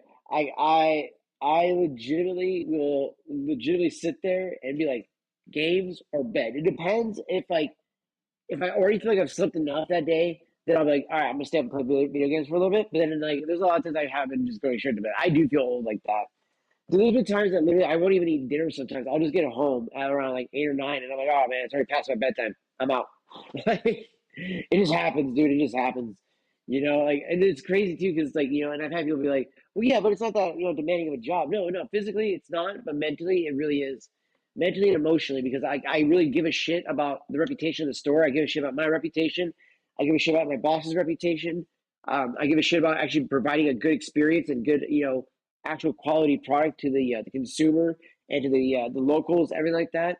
So like it gets draining when like I don't have that ability to always meet my level of standards and expectations for myself and for the store.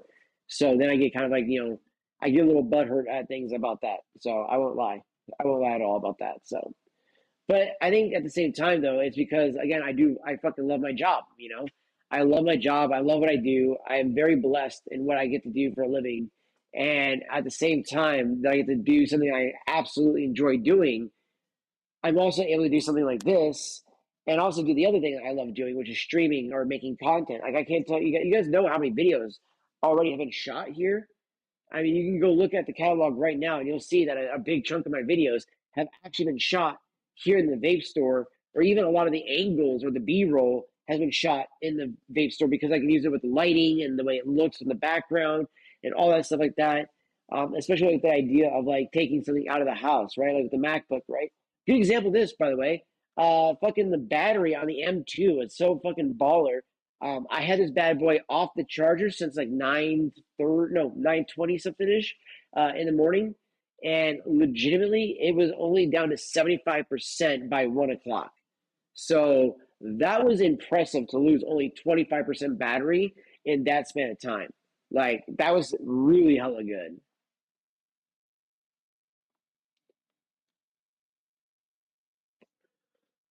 Go ahead and get through this video a bit more. I'll be real.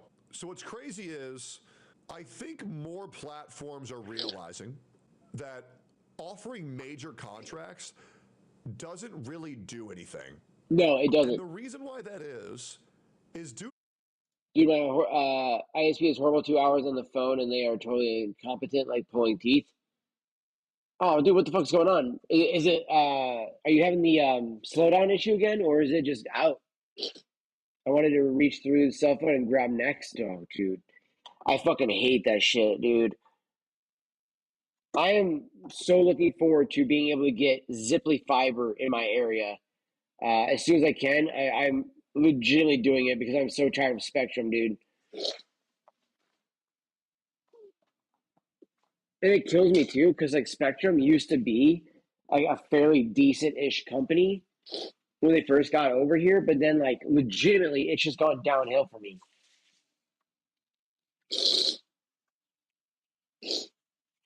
Especially with all these new package things they're trying to do, how they're trying to do my internet and everything like that constantly with the phone and all this shit. It's like I don't need a home phone, dude. We all have cell phones in my house.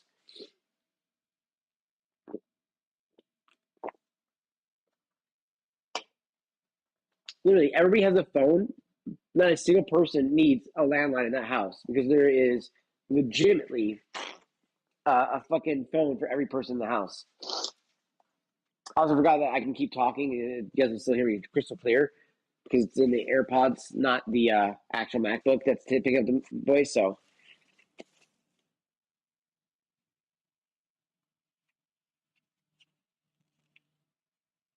what the fuck? $300 a break contract, and then but I'm not really breaking contract. I just need you to move my fucking service to another place because I'm fucking moving. You fuck. God, that's so dumb, dude. It's so shitty how they can do shit like that to get more money off of people. Or at least try to.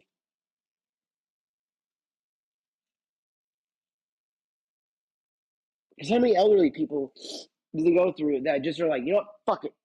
Just do it. You know what I mean? And then they end up paying for that. Like, that's just ridiculous. That's my first thought, too. You know what I mean? 4 agents and 2 hours later. Fuck that, dude. Like, never again with this company. Dude. I feel you, man. I honestly feel you. That's how I feel with Spectrum. Like as soon as I can get rid of them, dude, I definitely will never ever ever use Spectrum again. Like I will only ever use Ziply, if possible, and then other fiber optic like establishments too. Because legitimately, the other issue I have with Spectrum is that they won't even do fiber optics. They were going to do fiber optics out here, and then they bailed on it because one, they couldn't get everybody to do the easement to the land, and then they also couldn't fucking just get everybody to pitch in money to pay for fiber optics to be laid down from Spokane to here, and then from here to Lewiston, Idaho, And then from Lewiston, Idaho, they wanted to take that over to Clarkston, Washington. Then from Clarkston, Washington, they're going to take it back over to Idaho, and then back over to Washington, and then back to Idaho, then down to McCall, and then get fuck, there's another little tiny town over there. It's by McCall, Idaho. I went through there once when I was going down to Boise, and I can't remember the name of the fucking place. It's a very, very tiny fucking town, but they only have Spectrum there. They don't have what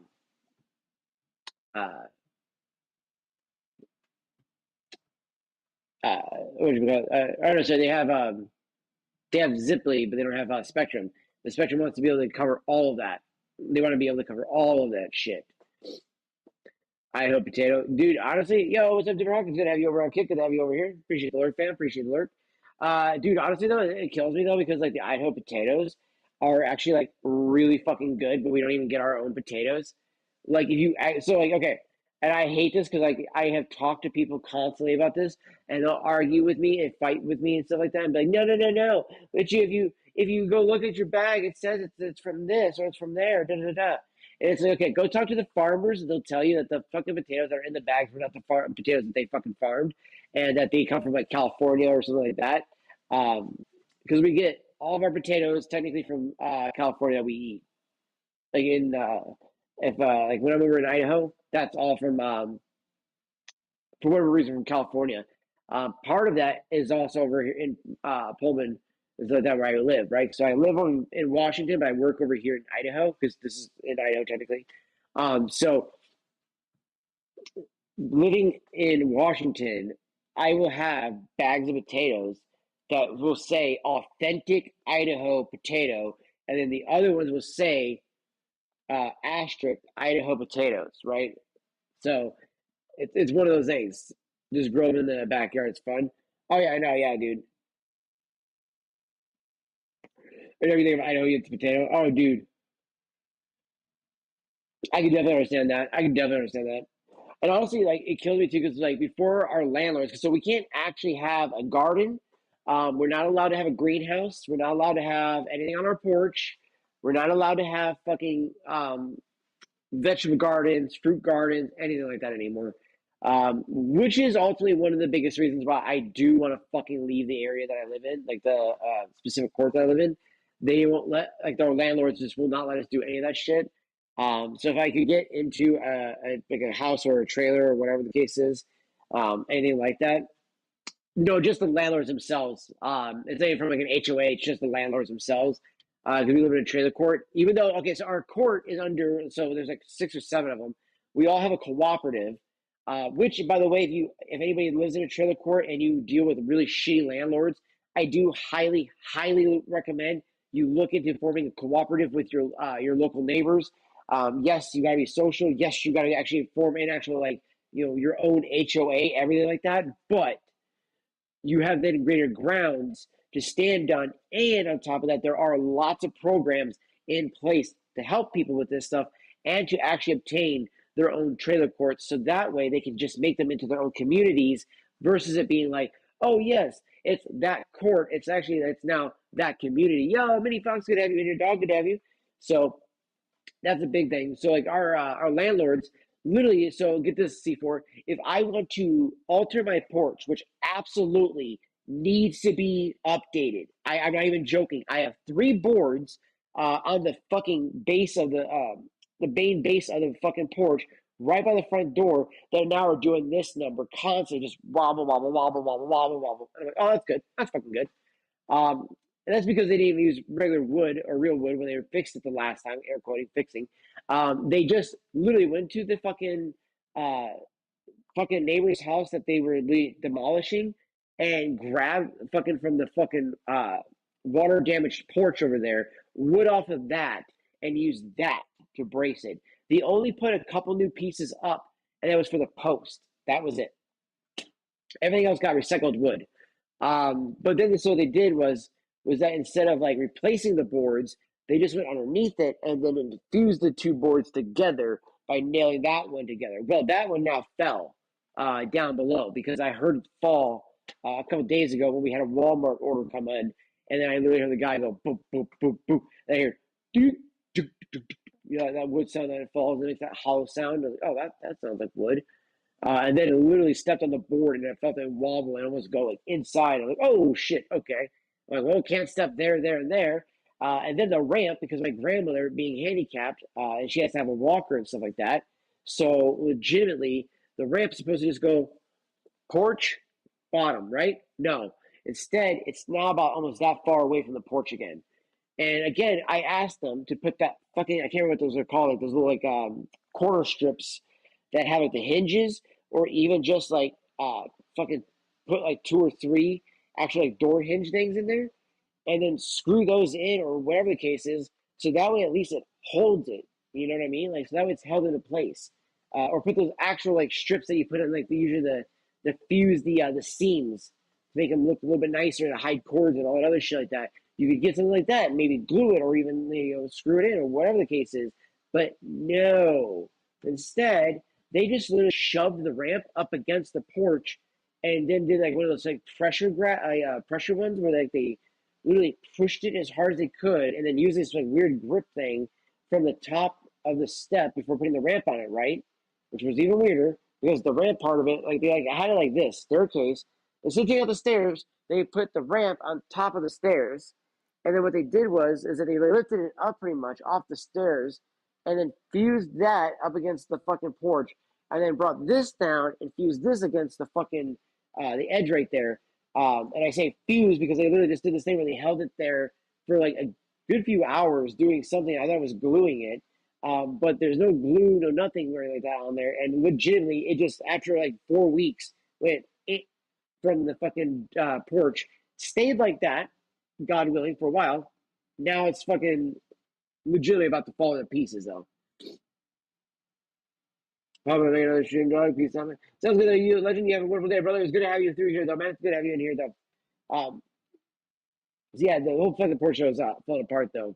But though, so yeah, getting back though to my main topic though about the whole Twitch downfall thing though. The reason why I think more people are going to be going to Kick than Rumble right now, sadly, is because you have Tectone and Asmongold and other people streaming on Kick primarily right now. But I will say, seeing a lot of people that have been actually that would like literally also from Rumble that left to go back to the Twitch are now coming right back. So I have not yet. I have not. And so that's the one downside with having the MacBooks. I don't have a way of playing that yet. I will try to use crossover on that one, but the problem is that the install is bigger than the allocated amount of data that it wants to give me. It only gives me 123 gigs to use, or something like that, and it alters sometimes. And sometimes it'll be like 110, and then sometimes it's like 136. But it's not using this guy. It's actually using my actual MacBook. I don't know if I was to pay the $74 for crossover, if it would stop doing that and let me just utilize that. But crossover is the only one that doesn't use an emulator. It just uses wine translation to make the games work. And it somewhat worked on fucking, oh shit, dude, yeah, see, that's cool as fuck. They opened up Super Earth. Like it somewhat worked with Cyberpunk, but the problem was that it wouldn't maintain the resolution. So like every time it would reload a new room or whatever the case is, for whatever reason, a crossover, it would keep fucking changing my resolution, and it would literally do it to the point where it just kept lagging, and it was also raising graphics settings constantly whenever I reopened the game and reset everything. So, and a couple of those settings, you have to restart the game and then have it, start up brand new, pretty much start up again, so those settings stay, and it wouldn't. It would just be like, nope, it didn't keep it. So I was like, okay. So yeah. So I definitely plan to definitely check out some stuff like that once I get the ability to, man. So, but so yeah, once again though, like I was saying though, back to the main topic of this video, like I was trying to say here, again, this whole point of the stream is that, again, talk about Twitch's downfall here.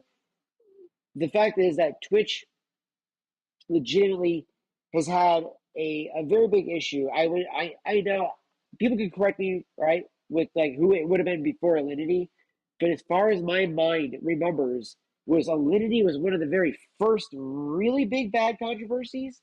And again, I could be wrong, and there might be somebody who was truly before that, but I really do remember Alinity being one of the very first ones to truly be the shittiest of shit, right? But then you had Amaranth, who literally bestowed upon them the fucking hot tub fucking genre, but then they don't even have that many viewers in it. It's like at best, a lot of times it's like 200 viewers are over there at best. So you lost everything. For what? For what were you getting out of OnlyFans? Nothing. You can't be advertiser friendly with that. You can't even put advertisements on those. They even told you not to. So I think the only way I would probably want would be Fleshlight. The fact that if you were to pay a large sum of money to a streamer, they're not doing it because they want to. They're doing it for Exactly. money. And their chat knows, oh, they got offered a bag. They're going to retire. And Exactly. usually they do retire. And it doesn't really drive hype. A streamer being paid to stream on a platform isn't authentic viewership. It's kind of like it's a contractual obligation. And Yeah, it exactly. doesn't really get anybody excited for why they're streaming there because they know it's for money. Now, what does get streamers excited? And what does get viewers excited? The number one streamer, Asmongold, going to this website of his own accord with Exactly, a organically. bonus. Exactly, Myself, organically, the chat. largest gacha streamer in the space, going over to Kick. Since I started streaming on Kick, I believe 20 to 25 other gacha creators are now I've also already following just me talked over about to that are Kick, leaving and I Twitch. did not receive It any was cool for about a signing week, bonus then either. But what now I am nothing. receiving is a lot fairer rates, a lot more transparency with the people who run the things behind the scene. And I can tell you, I feel valued as a human being. Yeah. And it's nice when I have an issue, it's solved promptly rather than having to wait 7 to 14 business days. I think the 95-5 split is great. I think not pay gating a feature as simple as scrubbing through the VOD and the stream is great. Yeah. So chat, that right there is something that Twitch is making you pay $6 now. Because mind you, it's not $5.99 for a sub or $4.99 for a sub anymore. It's $5.99. So now you pay $6. You don't get more money, but now you get, after paying that sub, because you don't get it with Twitch Turbo as far as I know. But you only get it for subbing to a person's channel, but then you can rewind that person's content. You could fucking do that on Kick, Rumble, and YouTube already. What the fuck? I do that to almost all the streams on YouTube all the time. Like I'll come into a YouTube stream late, like especially like one of those like law tubers or something like that, and I want to watch the beginning of the law tube thing. So I'll scrub all the way to the beginning of the video and watch it from there. Speaking of which, I gotta take a piss. So fucking hell, I don't know why I say speaking of which, but you know what I mean. Gotta go take a leak real quick. Be right back, chat.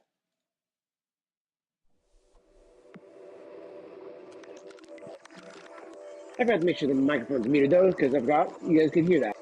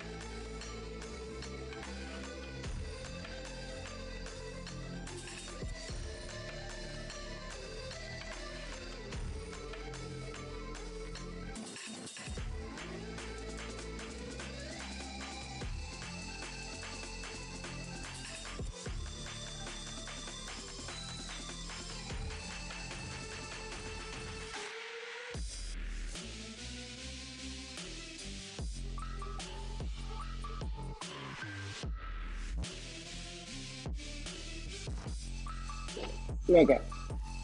Let me see some clean guys on in the background, huh? Closure, okay. Okay. Back to the video real quick. Get some more of this in here Ads are before a we lot leave less today. intrusive, and I think the way that they use We're gonna grab a emotes are bottle a of lot water so more we can make user this, friendly. And it's very good for streamers, and it's also you're very like, good for hey, consumers. hey, And that's I gotta go why I wash my was hands more first. open to the idea of streaming on Kick. Plus, the people who ran it told me how much they appreciated it. And the CEOs themselves were in my stream day one and day two and gifted me 100 subs. I've never had that treatment from any other platform that I've ever streamed on, and I feel genuinely appreciated, and it's very nice. So I don't really think Yeah, that Kick exactly. does need to bring back big streamer contracts because No, they what don't. does that do? How does that convert? It really doesn't. Like, is It actually anybody going hurts to be them. excited, being like, "Oh, hey, this guy's streaming on this platform now because he got offered $2 million"? Well, yeah, I sure as fuck hope he did, but it doesn't really show you that this is a legitimate contender. This is something that people are choosing to go to rather than this is what people were paid to go to. Exactly. And so I think this is what's best for Kick is people Dude, 100%. authentically 100%. migrating I over don't to their understand website why Soul of their own Illuminati was accord. dumb to say And this. slowly, He actually Kick looks will more like start an to idiot, undo though, the for saying horrible it. Like, PR yo, they they're had not in the giving a big past. contract. And slowly, That's their fucking weird viewership head will thing grow he does. That's fucking authentically. dumb. 2 years ago, Kick I had don't understand it. Like, 0.1% of the he sounds viewership so Twitch had. stupid when he says it, Fast forward to too. 2025, and now it has 26% of the current user base that Twitch has. Things are changing. Things are changing Like, he literally quickly. just sounds like, oh, And I this don't want to move means because they offer me when fat stack. corporations compete, You offer me fat stack, consumers can I win. move, You want man? niggas to stream 100 hours a month. That's not even possible for me. I gotta do YouTube. I got other shit I gotta do. You can't do that and do YouTube, you're a And fucking that's not bitch. what Look at I'm Yasmin looking Gold, I at want to hear it. ultimately. So they want niggas who like got that 9 to 5 streaming vibe. Sometimes that shit feel draggy as hell. After a while, it's like, bro, it's time to end that shit. But all the streamers that's over there, no disrespect to none of them. I mean, they perfectly fine. This dude just literally Personally, just I do made him around sound 120 like hours such a of streaming bitch, month. though. But with Kick paying me He hourly, literally it did. is a natural incentive to just stream more. Because the other thing they offer streamers is you get paid off of subs, and per amount of viewers, you'll know how much money you're going to get, which also provides sustainability and expectance of income towards streamers who usually live in a place of ambiguity to where Exactly. you're not going to know how much you get, where you might have to beg a little bit more. But with Kick, your revenue isn't reliant off of your community's generosity. It's I'm gonna just get some, the work you put in, and it's great. I like still that have some of revenue, this to be really here. honest. And when you C4, do it some as Dream Demon. you keep Make some of 95% this of it right now, because chat, you on give G me a Fuel good reason side. why a company needs to take 50% of your revenue. And by the way, that's pre-tax, which means I'll be real. On Twitch, you're not keeping 50% of Appreciate your you, revenue Smithy Fox. Appreciate on you. subs. You're keeping about 32% after taxes. So Cheers, for every everybody. $5 your community gives you, you're keeping on a good day maybe $1.80. Got some powder It's a left, little dude. dated technology. I've been so And they bad. should I've been really drinking so much update that soda. I shit need to stop. immediately. So I'm gonna use the G Fuel to help quit Kick, soda they again. sold the fucking bag. It's my big goal: They quit sold the soda and bag. get it all out of my The system higher finally again. ups, the CEOs, they ain't offering nothing. He's not totally wrong. But there's a reason for They that, though. perfectly fine with what they have. The people that's already over there, Amaranth, all them, Ooh, how is it? they already paid. But everybody else, this is the reason why they haven't got nobody new in a long time. But that's such a lie, though. So that's why I don't like that. He's lying. He's such a liar, though. He's like, this is why they ain't got nobody new. The head shake. It's like, Asmongold, tech tones. How about fucking like everybody else that literally that he's brought over? Like he said, originally he had 55 people. Now by the time he did that other video that we were doing the other night, he's now up to 110 people, probably even more than that now, that he signed to come over to Kick. I don't essentially sign something. He's like more like he has them signed up, like helping them to learn how to multi-stream from Twitch and everything like that, and how they can build up all that hype and get the that instant boost over on the Kick side as well for them. So this way they're not struggling so much right off the get-go, which is really nice to see him doing something like that and offering that support. Now again, like I said though, I'm just willing to offer to teach anybody this stuff, regardless of how big or small you are. I don't really give a fuck what viewership you get. If you want to learn to multi-stream, I will teach you. Do not worry. Do not fuss about it. Like I said, we'll be making a video dictating how to do that from a MacBook and PC and what it will be like and how easy it is to literally just go, okay, I want to go live now. Boom, done. So legitimately, there is no excuses why you can't go multi-streaming anymore, why you can't go live to more than one platform, and there's no excuses as to why multi-streaming should not be in your fucking wheelhouse, because legitimately, multi-streaming is in fact the future of streaming. Get me to stop streaming on Twitch, period. Yep. And they wanted me to just stream with them. Now that's fair. That's fair. Smart. He shouldn't. Yeah, I just wanted to. There's no. I will say that one is fair though. I do get that with like being like, oh yeah, just go ahead and leave Twitch. We're a brand new site. We don't even have the fucking viewer count built up that you normally would be at. But go ahead and just leave your platform and come on over already. Now I used to say about live streams that people were just being pussies about But at the end of the day though, that was because like my goal, and by saying that, is kind of the same thing. Even when still, it's like I think you're still kind of being a pussy, but. It's just like, again, people just expect that instantly their community is going to move over anyways, and it's like that's not going to happen. Viewers get platform fatigue. They get tired of making a new account on all these different fucking platforms after a while. That legitimately, they're like, dog, just fucking pick a platform and fucking stick with it. Shit. But if you're not multi-streaming, then you've never had them say that shit to you, so shut the fuck up. So quite honestly, homeboy over here could just be like, all right, cool, let's fucking move on over to Kick then. You know what I mean? Like, and he'd be, dude, homie here would be fucking completely fine. He would be completely fine. I guarantee you that literally, especially the side, okay, you guys don't know, Illuminati, he's got a mad following, all right? He has a very loyal fan base. This is why I'm kind of calling him out for his shit, because the dude has got a fucking legit fucking fan base, a legit community. And I'm in a firm belief that I think that his fans like him to the point that they're going to be like, I don't give a fuck what platform you on. I just want to watch your content, right? So if he goes from Twitch to Kick or to YouTube or to fucking Twitter, it don't matter. He would still get that fan base to come with him. Because it's hard to explain. I get that's why I'm dogging the guy, because literally, the dude has literally probably one of the better fucking communities out there on Twitch that I honestly feel like if he says, guys, I'm moving, they're like, boom, they're there. They're fucking without even fucking questioning that shit. They're there, right? But at the end of the day, though, I do feel like his community, though, is kind of like in one of those yes man stances, though, too. Like, even though, yeah, they would totally follow his ass with no problem all the way over to fucking Kick, Twitter, wherever. But at the same fucking time, though, they're also just going to sit there and tell him why he's on Twitch. Yeah, but you don't need to leave Twitch. You don't need to leave Twitch. You don't need to leave Twitch. Stay here, stay here, stay here. They're just saying that anyways because they think that's what he wants to hear. That's what his fan base is kind of like a lot of times.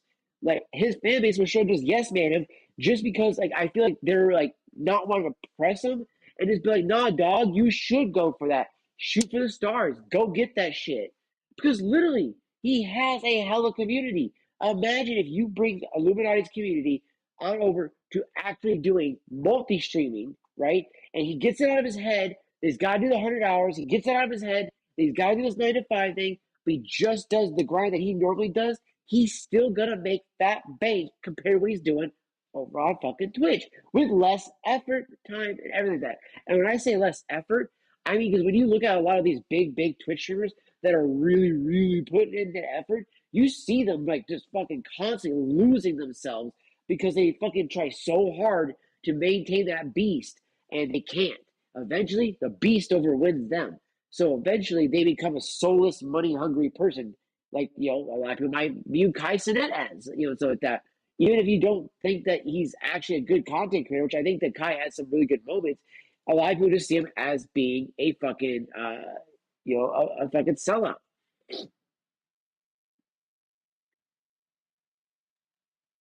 Oh, why is my scrolling not working on there? Okay. As what I think has the most hate followers, probably. Yes, I agree with that as well. Multi-stream is better than sticking to one platform that can't bring any views to Twitch. And that's the other thing too. Is if you think about that as well, there, Fox, is how many times has somebody multi-stream or made YouTube, done all the other stuff like that, say, "Hey, come follow me over on Twitch," and how often does that actually work nowadays? I feel like nowadays people just stream here. I've already subbed to you here on YouTube. I'm already watching your content here on YouTube. Just go live here, and I'll watch you here. You know what I mean? That's a big thing right there. So, and yeah, and honestly, I agree though what you were saying though too. And obviously, at Twitch on that one there, C4. But yeah, I agree with you too. It's like love him or hate him, but he's right. You know what I mean? Like I know a lot of people are always like, "Yo, I hate Asmund." Goes like, okay, you can fucking hate him, but that doesn't mean that he might be wrong or right. You know what I mean? Like that doesn't change things. Like just because you hate him doesn't mean that he ain't right. So it's like what else. But at the end of the day, though, too, it's like I think that he's offering the better perspective on that situation, and then so is Tech Tone. Whereas Illuminati is, I think, is just reacting to this situation and being like, "How dare somebody not give me a fat bag to want to come over to their platform? They must not know who I am. They must not get my community." Blah blah blah blah blah. And I feel like he's using that as a way to be like, "Kick, give me money, and I promise I will do better than Sapnap. But what if you don't?" You know what I'm saying? So that's where I think that Kick's just like, "No, dog, we're good. You do you, bud. You do you. If you come over organically, sweet. If not, whatever, cool. But continue growth, continue growing. No ill will. And I can see that, right? Like I said, like fucking, I will give it to the Kick CEOs and everybody and their moderation stuff. Like they could have easily taken my verification badge away. They could have done so many things to, in a sense, be like, "Oh, we're gonna silence him because he's disgruntled with shit and how things are going on at Kick and some of the higher ups and da da da da." No, never once did they did that. That shows actual adult maturity on their part versus Twitch, which the entire time though, I would tell you guys, I constantly expected it every time I turned around. Every time I got to go back into my Kick account and it wasn't gone, I was so happy because I was like, "Damn, that's actually speaking something for them." It's like they're not kicking me down. They're not kicking me off. They're not doing this. They're not doing that. Even when I got disgruntled, and that says a lot about the people that run the platform. They can be more adults than fucking the people over at Twitch. No, I know. So we're gonna say, "Well, it's not hard," and you're right. You're right. It isn't that hard, but it is refreshing to see though that level of adult behavior come from a platform that you don't think would be like that. Be right back, chat.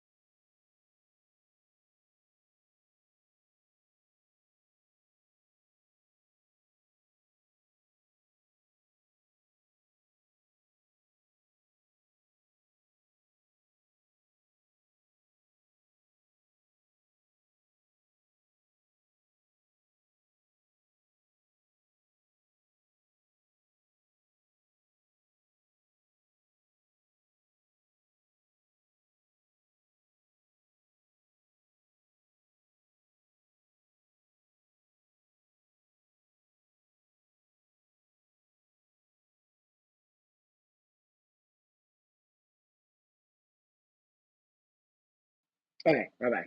I was just annoyed because of the last second there. Got very little time of this store being open right now as I'm doing this video, and then of course that goes. I had customers pop in there, but yeah, no. Honestly, though, guys, I'm curious though to see what's going to happen though now with the more of the people that are leaving. Now, I honestly think we're going to see a hell of a lot more people coming to Kick and Rumble, especially. I do think a lot of people are going to go to Kick first. And I do think people will come and check out Rumble afterwards, or even before they go to Kick. It's just that it's going to take some gradual time. The reason why I think people would come to Rumble is because they're going to want to be able to check out being able to upload content and then go live. That's a big one. I could definitely see that. Or they just go to Kick because they just want to go live, right? And let's be honest, with Rumble, it's a lot like Kick is, where it's still got a small enough community that you can still grow with that community and build with the amazing people over here. So there is that aspect of it too still. Reason to have exclusivity at all unless you're getting paid tremendously. Everybody should be being paid on every platform. Go Kick, fuck Twitch. Everyone should be Yeah, dude, for real. every platform. Dude, Kick is definitely Kick is open. I would like to see people multi-stream from it though too. So the community always wins. Like a backup plan, just in case if I keep getting banned, I can still go live. Yeah, definitely. Yep. That's smart. That's what you should do. Then still go live, Illuminati, on Kick, dog. Come on, man. Don't do that dumb shit and be like, I can't because they're not going to pay me a bag. Dude, that's all I'm saying. Get banned on Twitch? Great. I'll go live on YouTube and Kick. Thanks for banning me for calling somebody fucking fat, you retards. Right. And I said this is what they told me too, and I think it's a safer and more sustainable model than large upfront. Instead, he calls two OnlyFans whores, and then gets banned from Kick for 7 days. So now he's been streaming on fucking YouTube and fucking Kick, or not Kick, so he got banned off of Twitch for 7 days. So he's been streaming on Kick and YouTube for these last few days now. And honestly, though, I think that really just speaks volumes. And he even said that there's been rumors that Twitch is trying to actively get him perma-banned within this month. Payments. Consider how many people treated a platform deal as a retirement plan. When incentives align, everyone wins. Yeah, I agree. 100%. I will be completely real, and I'm not 100% chat.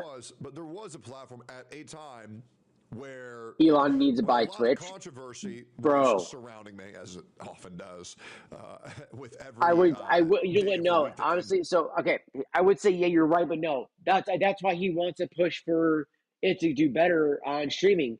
You know what I mean? He legitimately. That's why he's pushing Twitter. Like not even lying. That's why he messaged Asmon to help him out with it.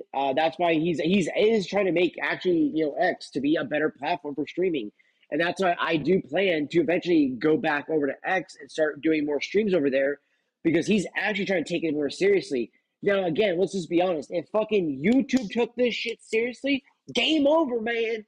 Game fucking over, dude. Like Bill fucking Paxton, it's game over, man. It's game over. It's like legitimately. Fucking YouTube would crush it. Not only just because of the money that they have, but already the resources and connections that they have built in.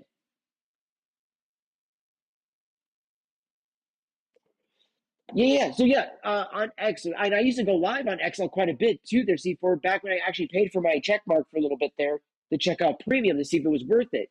It is worth it. You do get more engagement. You do actually reach more actual users that way.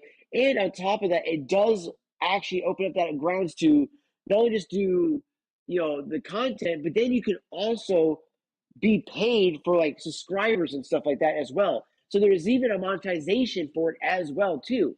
So they have a lot of this already put in place, but the biggest thing right now is the interactivity and making it so you don't have to click the stupid fucking options to be like, do you want this to be pretty much a regular fucking Twitter video that you can only do comments on later on, or do you want to have an interactive chat that can talk to you while you're live? That needs to just be turned on automatically and never turned off.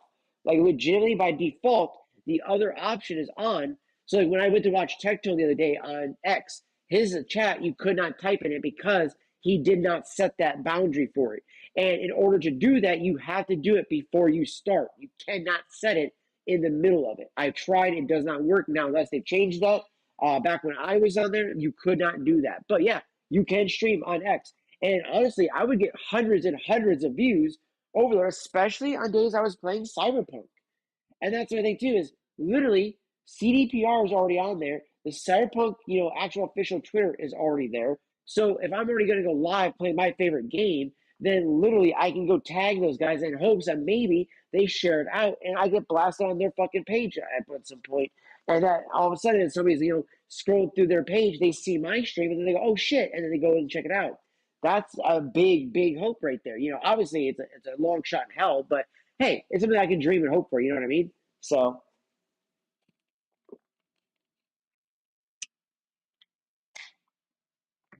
but also it makes it easier too for a lot of people to find you as well. I will argue that.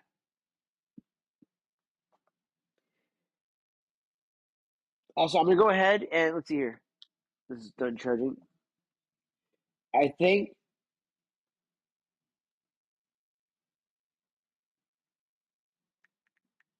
Let's see here.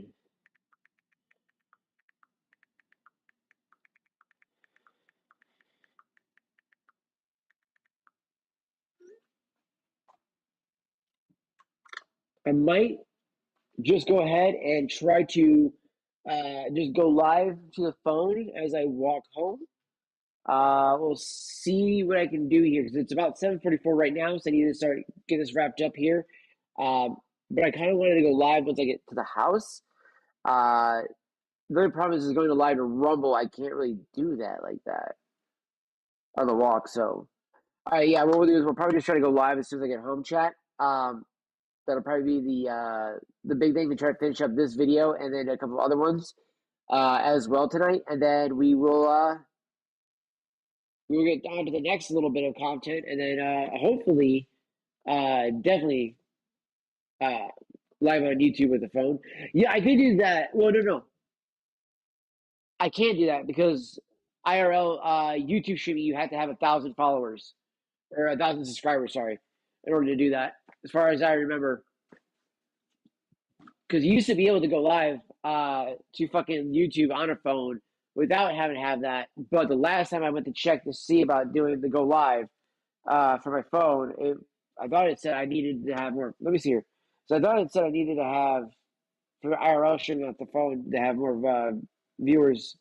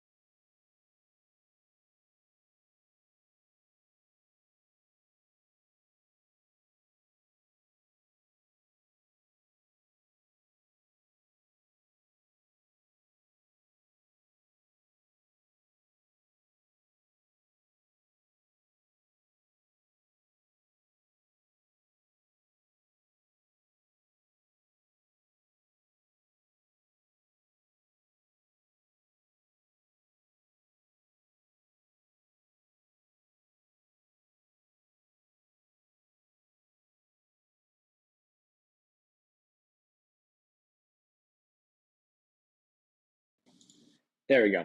So it's why I've been actively been trying to get more actual viewers and subscribers over on YouTube now. So I've been actually been pushing my content more over there is to try to actually get to that point where I can actually have the 1,000 subscribers, so we can actually have mobile live streaming on YouTube. It's so dumb that it requires 1,000 subscribers, but hey, what you gonna do? You know what I mean? So it's whatever. I hope that's my biggest goal. I'm at, honestly, my hope is that by the end of this year, we will be at 1,000 subscribers, chat. That is my hope, to be on YouTube at 1,000 subscribers. Now on Kick, I want to be at 1,500 followers on Kick by the end of the year. On Rumble, I want to be at 1,000 followers on Rumble as well. I think we can do it, chat. I really do. And on top of that, I think we can hit 1,000 followers over on fucking Twitter as well. So I think we could finally crush it and really make a name and really push it this year, especially now with Twitch going down the pipeline and Kick and Rumble and everything else really going to get more love and really be lifted up more. I really do have hopes for that really to happen, chat. So I'm looking forward to the future of all the content that we're going to be making here. And again, as you guys have seen, now with this MacBook and everything like that, being a Mac user, dude, fucking content galore. We are not stopping. We're going to continue to bring you guys content. I'm going to continue to keep pushing the quality of it, and I'm going to keep doing what I can to learn how to make it better and better and better and better so that you guys have the best experience I can possibly bring you guys. But, hey, it's been your boy, Devi. I will see you back here in a little bit, guys. I'm going to head on home here soon. I got to walk home, so it'll take me a little bit, but then once we get there, I will hopefully be live as soon as possible. So if you guys don't already have it, be sure, hit that Discord link, get the Discord going in there. If not, get on over to Twitter. Hit me up over there, x.com, whatever you want to call it, Debbie2100. Be sure to follow me over there and let me know if you guys are going to be able to pop in or not. And I will see you in the next one, fam. Deuces.